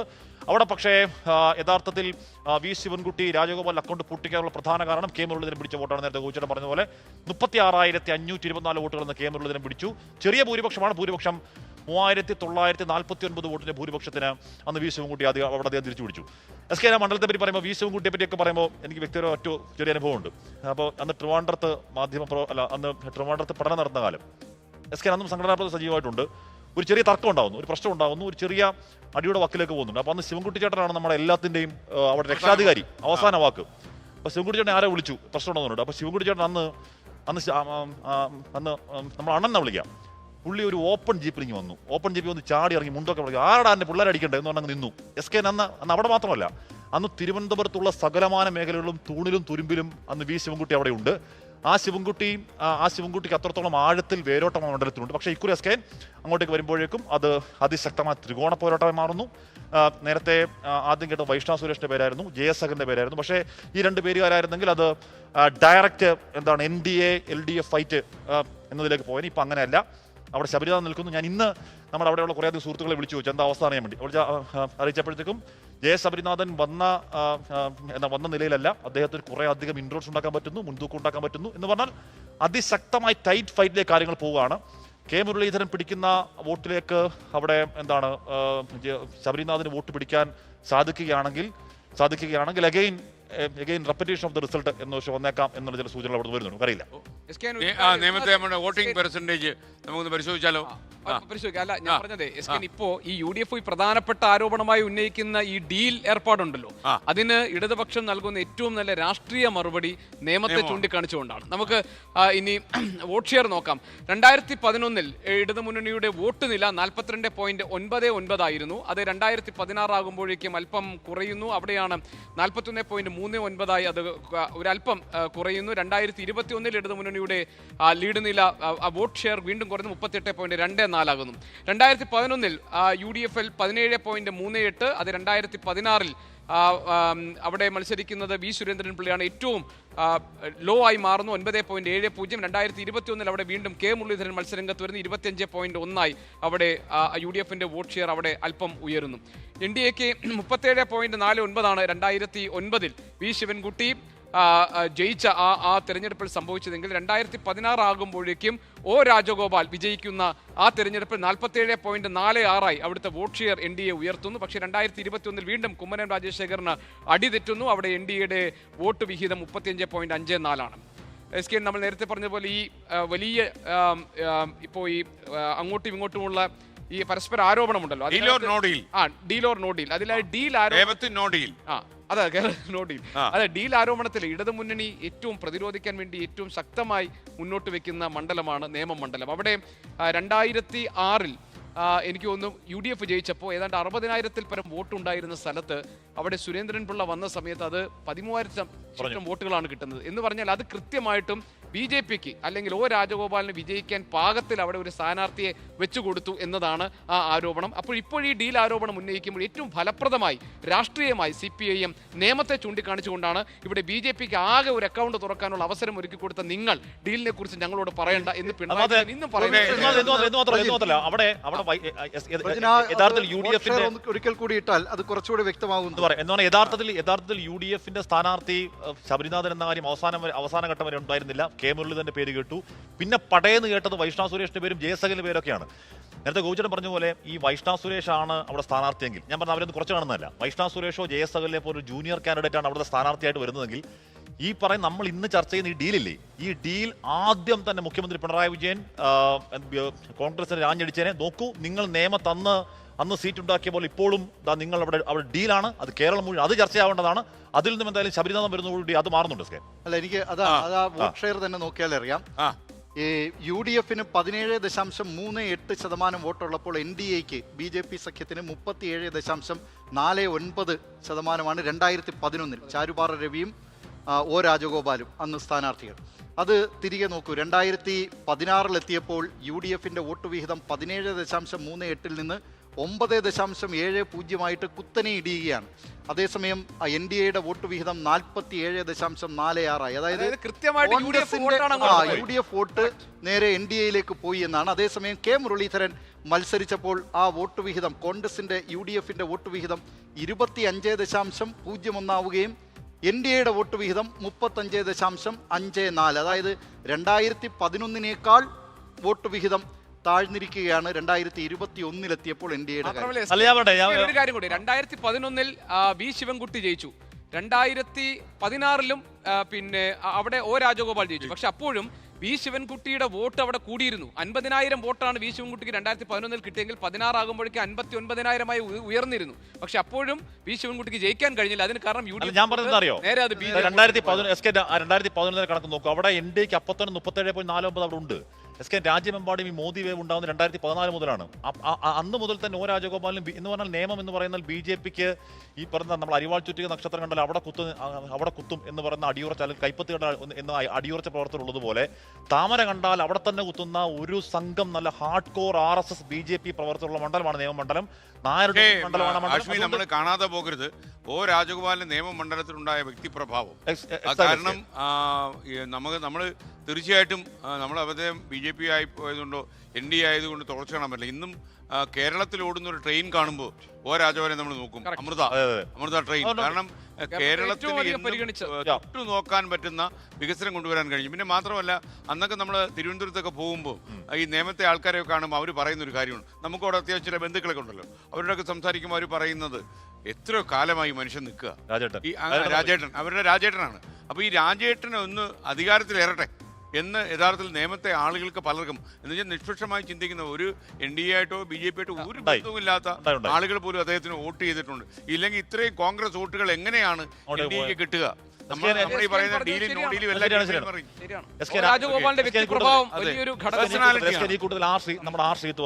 ഒരു നിമിഷം കൗതുകമായി തോന്നി. അതേ ഇവിടെ രാജീവ് ചന്ദ്രശേഖർ നിൽക്കുന്നു, ശബരിനാഥ് നിൽക്കുന്നു. ഇപ്പൊ രാജീവ് ചന്ദ്രശേഖർ നോക്കുമ്പോൾ ഈ പറയുന്ന കുറച്ച് വോട്ടർമാർക്ക് അപ്പർ ക്ലാസ്, ബ്യൂറോക്രാറ്റ് അല്ലെങ്കിൽ വെൽ ബിഹേവ്ഡ് എന്ന് പറഞ്ഞാൽ ഞാൻ അപ്പൊളിറ്റിക്കൽ കുറെ വോട്ടർമാർ കാര്യമാണ് പറയുന്നത്. അങ്ങനെ അപ്പൊളിറ്റിക്കൽ ആയ വോട്ടർമാരുടെ അല്ലെങ്കിൽ BJP വോട്ടർമാരില്ലാത്ത, CPM വോട്ടർമാരില്ലാത്ത, കോൺഗ്രസ് വോട്ടർമാരില്ലാത്ത ആ സെറ്റ് ഓഫ് ഇമ്പൾസീവ് വോട്ട് എന്ന് പറഞ്ഞുണ്ടല്ലോ, ആ സെറ്റ് ഓഫ് വോട്ടർമാർ JS ശബരിനാഥിലേക്ക് നോക്കുകയാണെങ്കിൽ SK ശബരിനാഥ് നോക്കുമ്പോഴേക്കും വെൽ ബിഹേവ്, ഒരു ബ്യൂറോക്രാറ്റ്, വേണമെങ്കിൽ സോ കോൾഡ് അപ്പർ ക്ലാസ്, വേണമെങ്കിൽ ഭാര്യ നോക്കുമ്പോൾ IAS ഉദ്യോഗസ്ഥ, എന്ന് പറഞ്ഞാൽ ആ ഇമ്പൾസീവ് വോട്ട്, രാജീവ് ചന്ദ്രശേഖരന് ഇമ്പൾസീവ് വോട്ട് വേണമെങ്കിൽ JS ശബരിനാഥനും കിട്ടിക്കൂടായികയില്ല എന്നൊരു ഒരു കാര്യം കെ എസ് ശബരി കിട്ടിക്കൂടായികയില്ല എന്നൊരു കൗതുകം ശ്രീധരൻ പറഞ്ഞു. ആലോചിച്ചപ്പോൾ ശരിയാണ്, അങ്ങനെ ഒരു സാധനം അതിനകത്തുണ്ട്. പക്ഷേ അങ്ങനെ ആലോചിക്കുമ്പോൾ തന്നെ ഇതേ ക്വാളിറ്റിയുള്ള ശശി തരൂർ മത്സരിച്ചപ്പോൾ ആ മേഖലയിൽ ലോക്സഭയിൽ ശശി തരൂരിനേക്കാൾ 22,000 വോട്ടിന് ഭൂരിപക്ഷം ഉണ്ട് രാജീവ് ചന്ദ്രശേഖരൻ. അതുകൊണ്ട് ജനവിധി കുറച്ച് സങ്കീർണമാണ് നിയമത്തിൽ. തമിഴ്നാട്ടിലേക്ക് ഒന്ന് പോകുന്നു. തമിഴ്നാട്ടിൽ മക്കൾ നീതി മയ്യം മത്സരിക്കില്ലെന്ന് അധ്യക്ഷൻ കമൽഹാസൻ പറയുന്നു. നിങ്ങൾക്കറിയാം, കമൽഹാസന്റെ പാർട്ടിയാണത്. DMK മുന്നണിക്കായിട്ട് ഇത്തവണ പ്രവർത്തിക്കുമെന്നാണ് കമൽഹാസൻ പറയുന്നത്. 2 സീറ്റുകൾ കൊടുക്കാമെന്ന് DMK അറിയിച്ചു. പക്ഷേ ഉദയസൂര്യനിൽ മത്സരിക്കണമെന്ന നിബന്ധന മക്കൾ നീതി മയ്യം പ്രവർത്തകർ അംഗീകരിച്ചില്ല. അതുകൊണ്ട് തന്നെ ഈ തവണ മത്സരരംഗത്തില്ലെന്നാണ് കമൽഹാസൻ പറയുന്നത്. ചെന്നൈയിൽ നിന്ന് മനീഷ് മൂർത്തി തത്സമയം ചേരുന്നു. മനീഷ് മൂർത്തി, എപ്പടി കാര്യങ്ങൾ പറയൂ.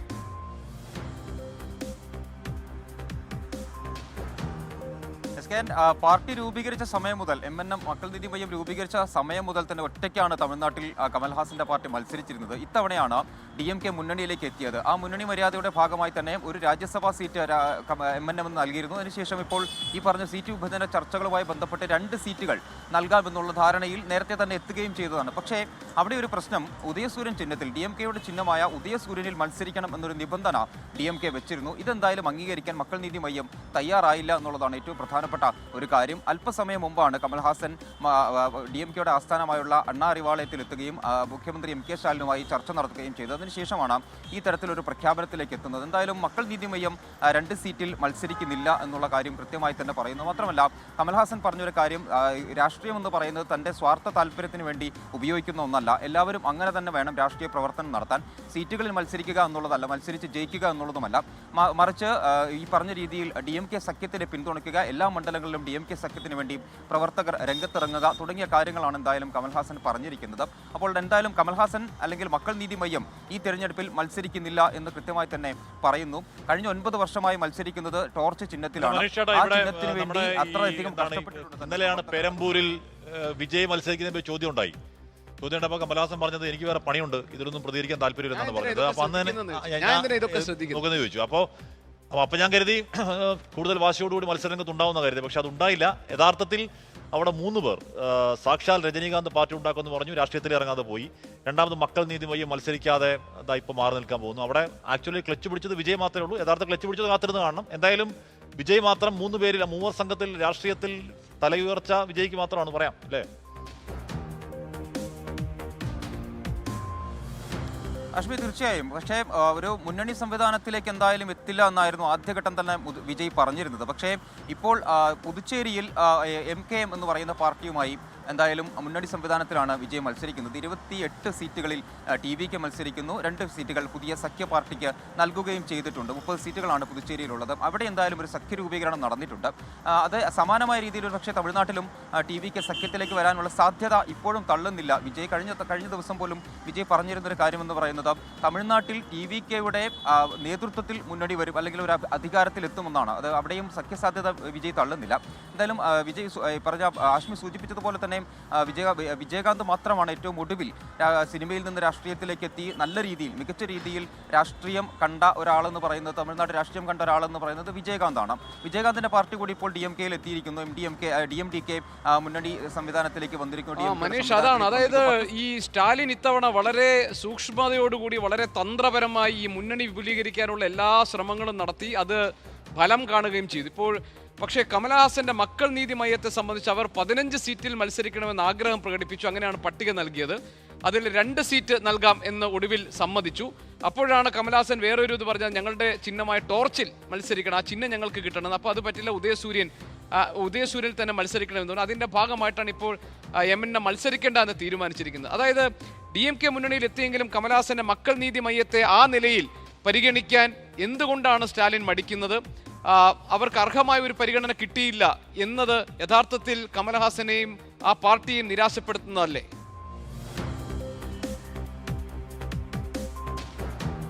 ഗോപികൃഷ്ണൻ ഈ പറഞ്ഞ രീതിയിൽ, അതായത് 2 സീറ്റുകൾ നൽകാമെന്നുള്ളത് നേരത്തെ തന്നെയുള്ള ധാരണയാണ്. പക്ഷേ ഉദയസൂര്യൻ, അത് ചെറിയ പാർട്ടികളെല്ലാം, ഇപ്പോൾ കൊങ്കുനാട് മക്കൾ കക്ഷി എടുത്താൽ, അത്തരത്തിലുള്ള ചെറിയ പാർട്ടികൾ എടുത്താൽ, ഈ സഖ്യത്തിലുള്ള ചെറിയ പാർട്ടികൾ എടുത്താൽ എല്ലാവരും തന്നെ ഉദയസൂര്യൻ ചിഹ്നത്തിലാണ് മത്സരിക്കാറ്.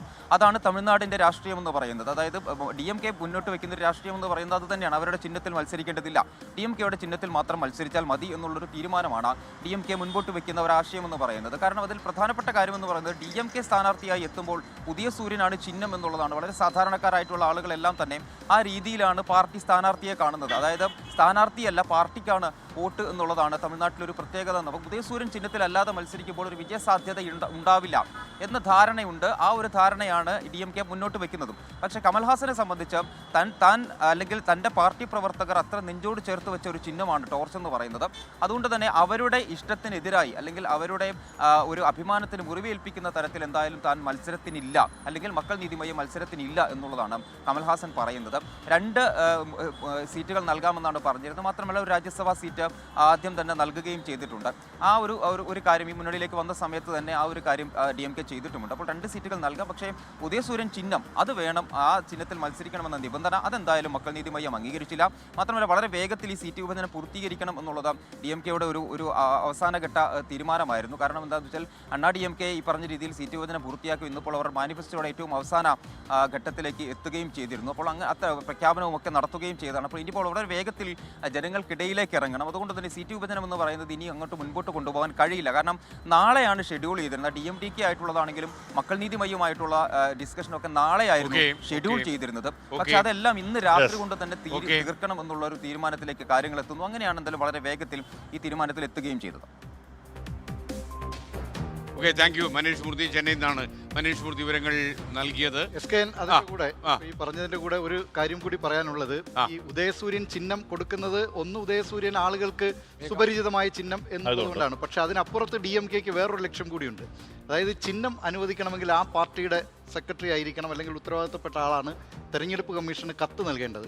അപ്പോൾ ഇത് യഥാർത്ഥത്തിൽ ഈ സഖ്യകക്ഷികൾ ചെറിയ ചെറിയ കക്ഷികൾക്ക് കൊടുത്തു എന്ന് പറയുകയും ചെയ്യാം. DMKയുടെ സ്ഥാനാർത്ഥി എന്ന നിലയിലായിരിക്കും അവര് തെരഞ്ഞെടുപ്പ് കമ്മീഷന്റെ രേഖകളിൽ. പക്ഷെ അല്ലാതെ ഈ പാർട്ടികൾക്ക് അവകാശപ്പെടാം. ഞാൻ കൊങ്കുനാട് കക്ഷിയുടെ MP, ഇന്ത്യൻ യൂണിയൻ മുസ്ലിം ലീഗിന് അവിടെ സീറ്റുണ്ട്. ഇന്ത്യൻ യൂണിയൻ മുസ്ലിം ലീഗ് ചെന്നൈയിൽ തമിഴ്നാട്ടിൽ മത്സരിക്കുന്നത് കോണി ചിഹ്നത്തിലല്ല, ഉദയസൂര്യൻ അടയാളത്തിലാണ്. DMKയുടെ സഖ്യകക്ഷി എന്നത് അങ്ങനെ ഒരു വലിയ ഇൻഫർമേഷനാ അല്ലേ? എന്തെങ്കിലും പറയാനുണ്ടോ അതിനകത്ത്? എന്തായാലും വളരെ സജീവമായി ഉണ്ടായിരുന്നല്ലോ. ഇപ്പോൾ കഴിഞ്ഞ ദിവസം വിജയുടെ കാര്യം ചോദിക്കുമ്പോഴുള്ള പ്രതികരണത്തിലടക്കം അദ്ദേഹം പലപ്പോഴും ആവർത്തിച്ചു പറഞ്ഞിരുന്നത് സിനിമകളിൽ പോലും ശ്രദ്ധിക്കാതെ കമൽഹാസൻ പൂർണ്ണമായും രാഷ്ട്രീയത്തിലേക്ക് ഫോക്കസ് ചെയ്തിരുന്ന ഒരു സമയം കൂടിയായിരുന്നു.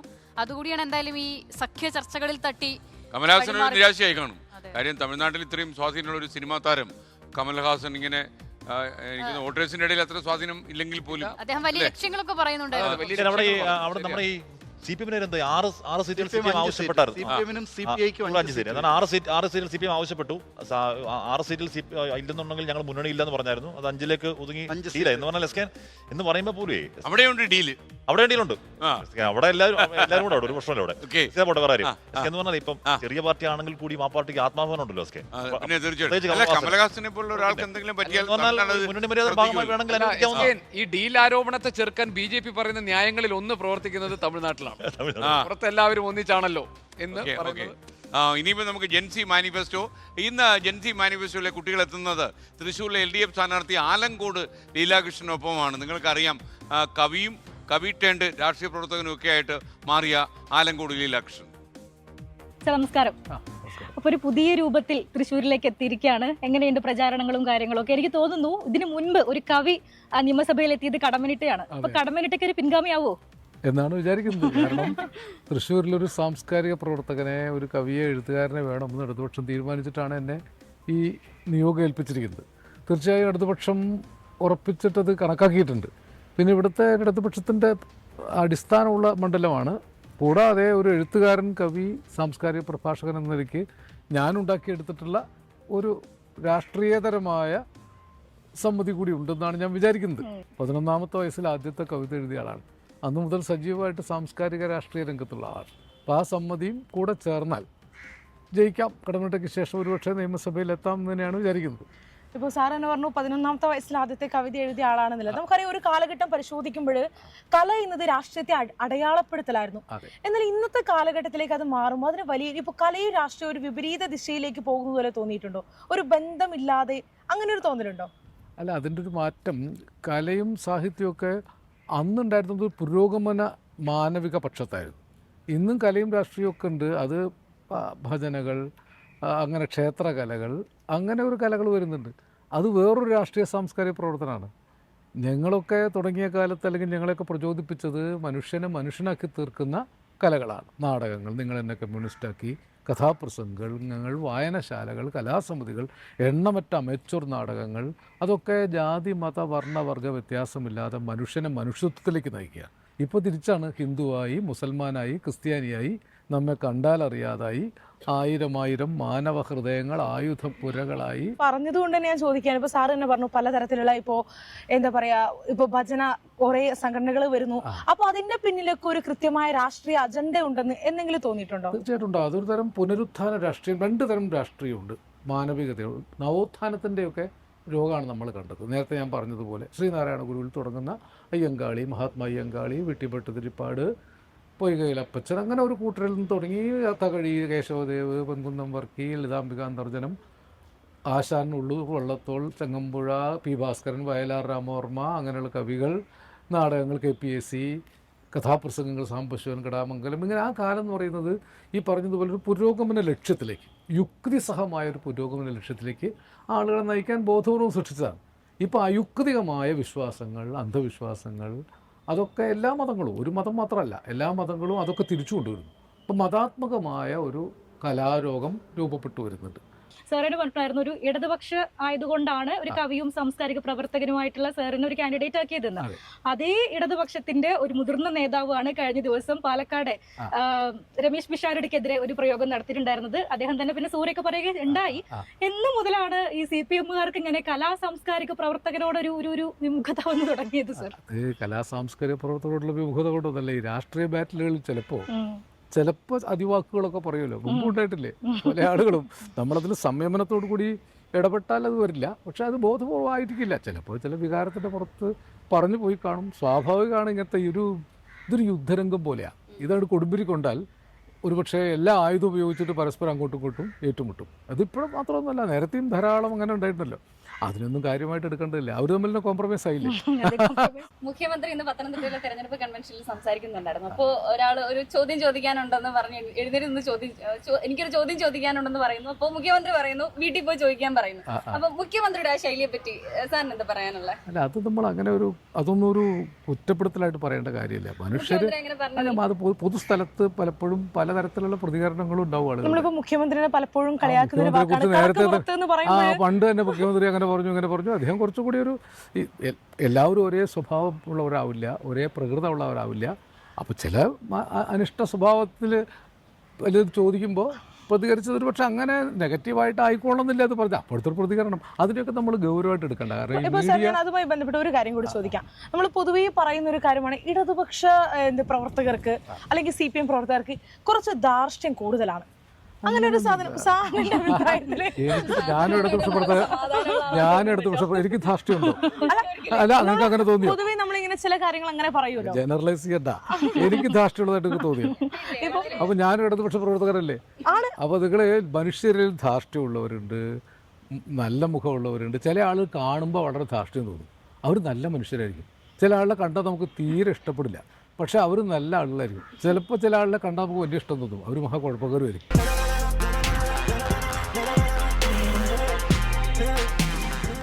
ഓരോ നിയമസഭാ മണ്ഡലത്തിലും തെരഞ്ഞെടുപ്പ് നടക്കുമ്പോൾ ഒരുപാട് രാഷ്ട്രീയ പ്രത്യാഘാതങ്ങളും രാഷ്ട്രീയ പ്രശ്നങ്ങളും ഒക്കെ മാറിമറിഞ്ഞ ഒരു കാലാവസ്ഥ കേരളത്തിനുണ്ടാകുന്നു. മാത്രമല്ല, കേരളത്തിൻ്റെ രാഷ്ട്രീയ ചരിത്രം തന്നെ ഒരുപാട് കൗതുകങ്ങൾ ഉണ്ടാക്കുന്ന സംഭവങ്ങളിലൂടെ കടന്നുപോയിട്ടുണ്ട്. അതൊക്കെ പരിശോധിക്കുന്ന ഒരു സെഗ്മെൻ്റാണ് ഭൂതക്കണ്ണാടി. കേരളത്തിൽ വനിതാ മുഖ്യമന്ത്രി എന്ന ചർച്ച ഇന്നത്തേക്കാൾ വളരെ സജീവമായി വരുന്നൊരു കാലഘട്ടമാണ് 1987. കെ കരുണാകരൻ സർക്കാർ വിവാദങ്ങളിലും ആരോപണങ്ങളിലും മുങ്ങിപ്പോയതുകൊണ്ട് LDF അധികാരത്തിലേറുമെന്ന് ഏറെക്കുറെ ഏതാണ്ട് ഉറപ്പായിരുന്നു. ബദൽ രേഖയിൽ CPM പുറത്താക്കിയ MP രാഘവൻ പാർട്ടിയെ വെല്ലുവിളിച്ച് നിയമസഭ കണ്ട തെരഞ്ഞെടുപ്പ് കൂടിയായിരുന്നു 1987 നടന്നത്. സംഭവബഹുലമായ ആ തെരഞ്ഞെടുപ്പിലേക്കാണ് ഭൂതക്കണ്ണാടി പിടിക്കുന്നത്.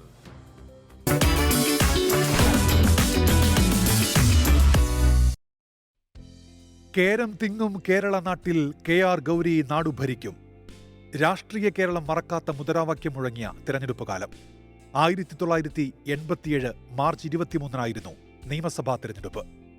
രാജീവ് ഗാന്ധിയും LK അദ്വാനിയും രാമകൃഷ്ണ ഹെഗ്ഡെയും ഉൾപ്പെടെ ദേശീയ നേതാക്കൾ പ്രചാരണത്തിൽ കളം നിറഞ്ഞു. 140 സീറ്റുകളിലേക്ക് നടന്ന തിരഞ്ഞെടുപ്പിൽ 80% പോളിംഗ്. തിരഞ്ഞെടുപ്പ് ദിനം വൈകിട്ട് EK നായനാർ മത്സരിച്ച തൃക്കരിപ്പൂർ മണ്ഡലത്തിന്റെ ഭാഗമായ ചീമേനിയിൽ നാടിനെ നടുക്കിയ സംഭവം. CPIM ഓഫീസിന് നേരെയുണ്ടായ ആക്രമണത്തിൽ 5 പാർട്ടി പ്രവർത്തകർ കൊല്ലപ്പെട്ടു. ഇങ്ങനെ സംസ്ഥാനത്തുടനീളം അക്രമ സംഭവങ്ങൾ ആ തിരഞ്ഞെടുപ്പിലുണ്ടായി. മാർച്ച് 14 ഫലപ്രഖ്യാപനം. 76 സീറ്റുമായി LDF-ന് ഭൂരിപക്ഷം. ഐക്യജനാധിപത്യ മുന്നണിക്ക് 61 സീറ്റ്. കേരളം കാത്തിരുന്ന ഫലം കണ്ണൂർ അഴീക്കോടിലേതായിരുന്നു. CPIM പുറത്താക്കിയ MV രാഘവൻ UDF പിന്തുണയിൽ CPIM-ലെ EP ജയരാജനെ പരാജയപ്പെടുത്തി. 1389 വോട്ടിനായിരുന്നു MVR-ന്റെ ജയം. 1970-കളിൽ നിയമസഭയിൽ എത്തിയത് മുതൽ 1987 വരെയൊക്കെ ഏതാണ്ട് 2 പതിറ്റാണ്ട് എന്ന് പറയാവുന്ന തരത്തിൽ മുസ്ലിം ലീഗിൻ്റെ നിതാന്ത ശത്രുവായിരുന്നു MV രാഘവൻ. മുസ്ലിം ലീഗിന്, പ്രത്യേകിച്ച് മുസ്ലിം ലീഗ് ഭരണത്തിലാണെങ്കിൽ മുസ്ലിം ലീഗ് മന്ത്രിമാരെ ഇരുത്തി പൊറപ്പിച്ചിട്ടില്ല. അപ്പോൾ CH മുഹമ്മദ് കോയ മുതൽ ഇങ്ങോട്ട് E അഹമ്മദ്, UA ബീരാൻ തുടങ്ങിയ മന്ത്രിമാരെയൊക്കെ ഇങ്ങനെ വട്ടം ചുറ്റിക്കലായിരുന്നു നിയമസഭയിലിട്ടിട്ട്. നിയമസഭയിൽ മാത്രമല്ല പുറത്തുള്ള പ്രസംഗവേദികളിലും MV രാഘവൻ്റെ നാവ് മുസ്ലിം ലീഗിനെ വല്ലാതെ പൊള്ളിച്ചിട്ടുണ്ട്.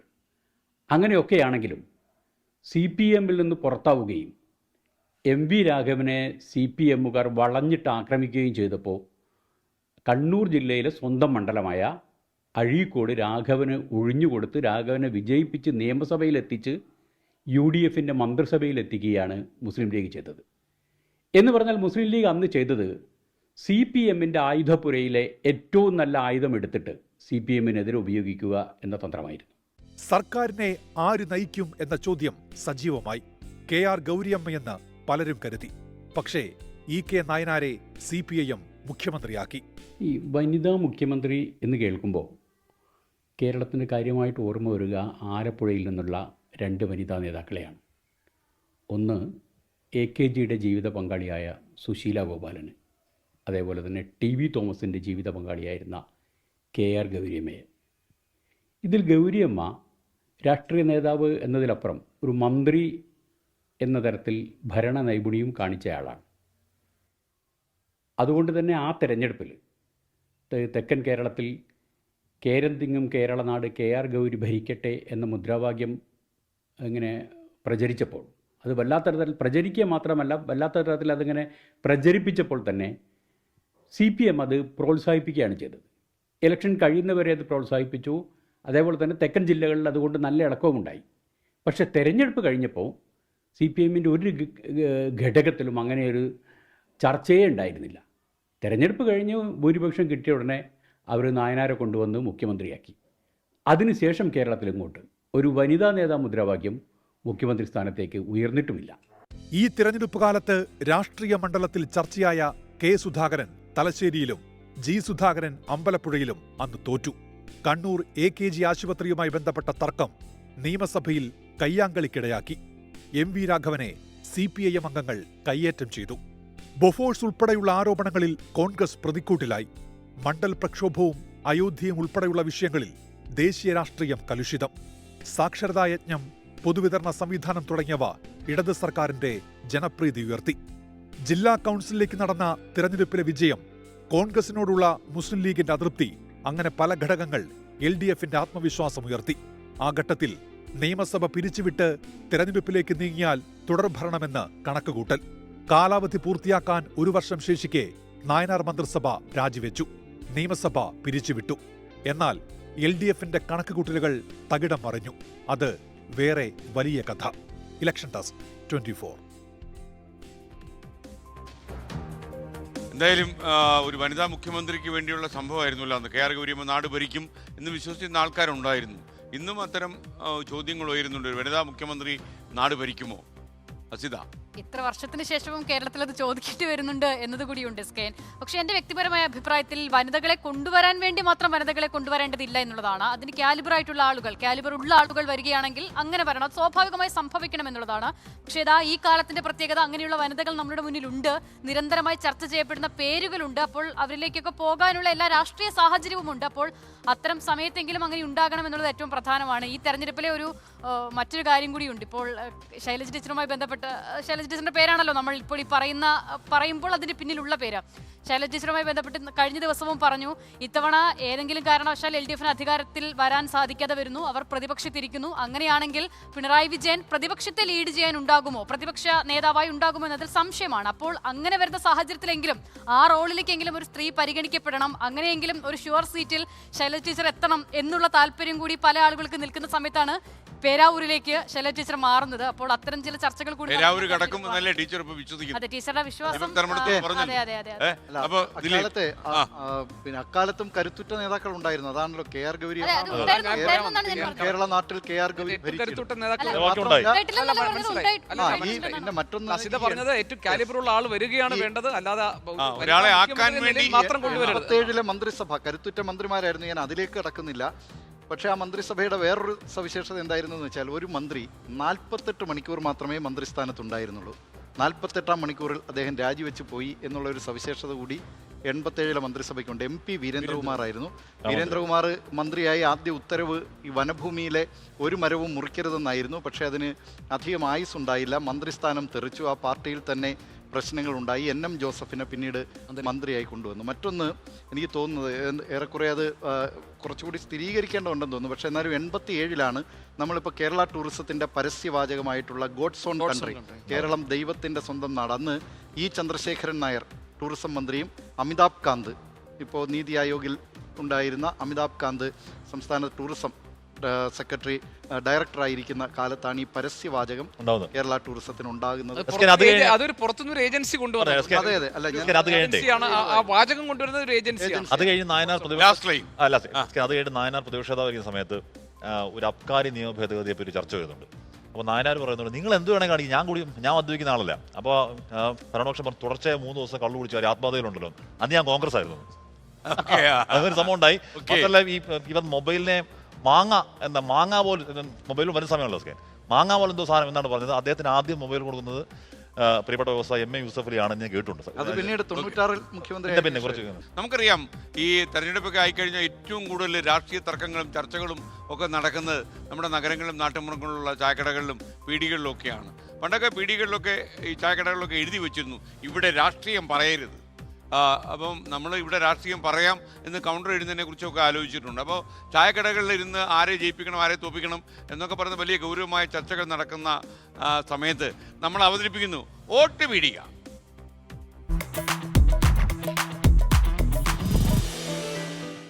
രണ്ട് തവണ അമർന്നിരുന്ന് അങ്ങോട്ട് ഭരിച്ചിട്ടും 3-ാം തവണത്തേക്ക് ടീമിനെ സെറ്റാക്കി കളത്തിലിറങ്ങി LDFും. സീറ്റ് തർക്കത്തിലെ പ്രശ്നങ്ങളൊക്കെ പാർട്ടിക്കകത്ത് ഡീലാക്കി കോൺഗ്രസും. മലപ്പുറത്ത് മങ്കടയിലടക്കം വിമതനെ നേരിടാൻ തയ്യാറായി മുസ്ലിം ലീഗും. 2020-ലെയും പിന്നെ കുറച്ച് താരങ്ങളെ അണിനിരത്തി NDAയും കളത്തിലിറങ്ങി. ഒരു ഭാഗത്ത് ഈ പച്ചൻ തനിച്ച്, മറുഭാഗത്ത് കുന്നേൽ മത്തച്ഛനും കടയാടിക്കാരും. വർഷം 10-15 ലയിപ്പിച്ച നിങ്ങൾ 2 കൂട്ടരും കൂടെ ഈ മധ്യമേഖലയിൽ കിടന്നിങ്ങനെ വെറുതെ തമ്മിലടിക്കുന്നു.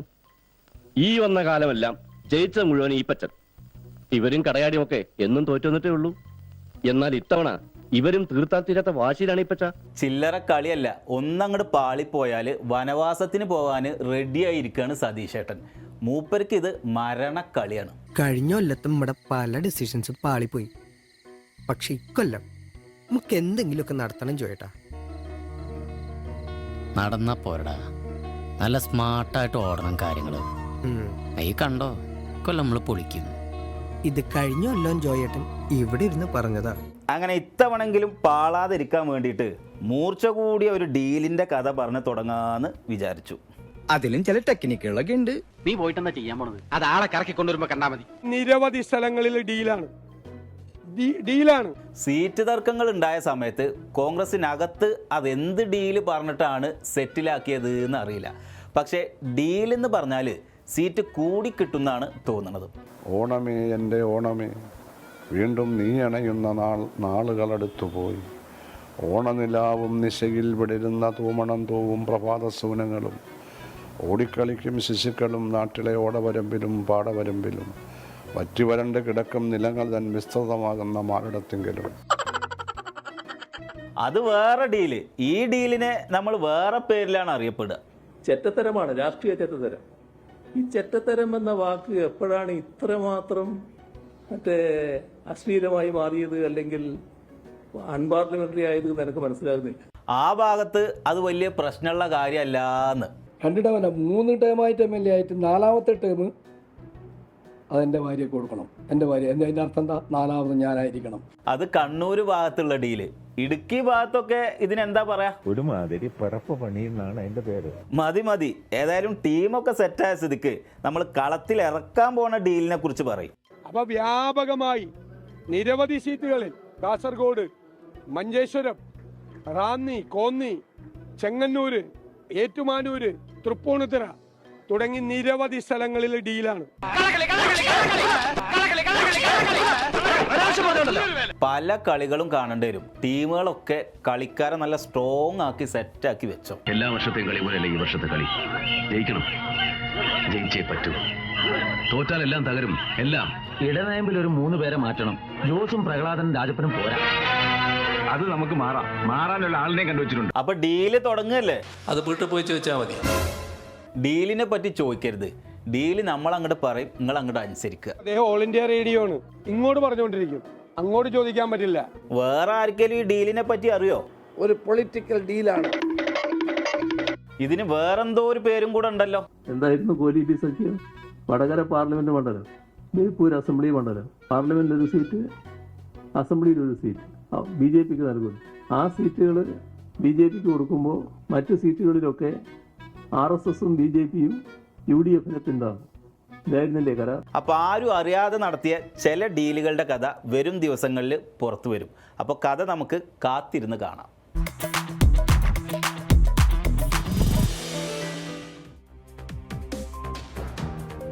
ദ ഗ്രാൻഡ് ഇലക്ഷൻ ഡിബേറ്റിന്റെ ഈ എപ്പിസോഡിലൂടെ അവസാനിക്കുന്നു. Thank you KR Gopikrishnan, thank you Asitaj Sagaran, thank you Ashmi Taj Ibrahim and B Dileep Kumar. ഇനി ഈ പരിപാടി നാളെ വൈകുന്നേരം 6 മണിക്ക്. നല്ലൊരു രാത്രി നിങ്ങൾക്ക് നേരുന്നു.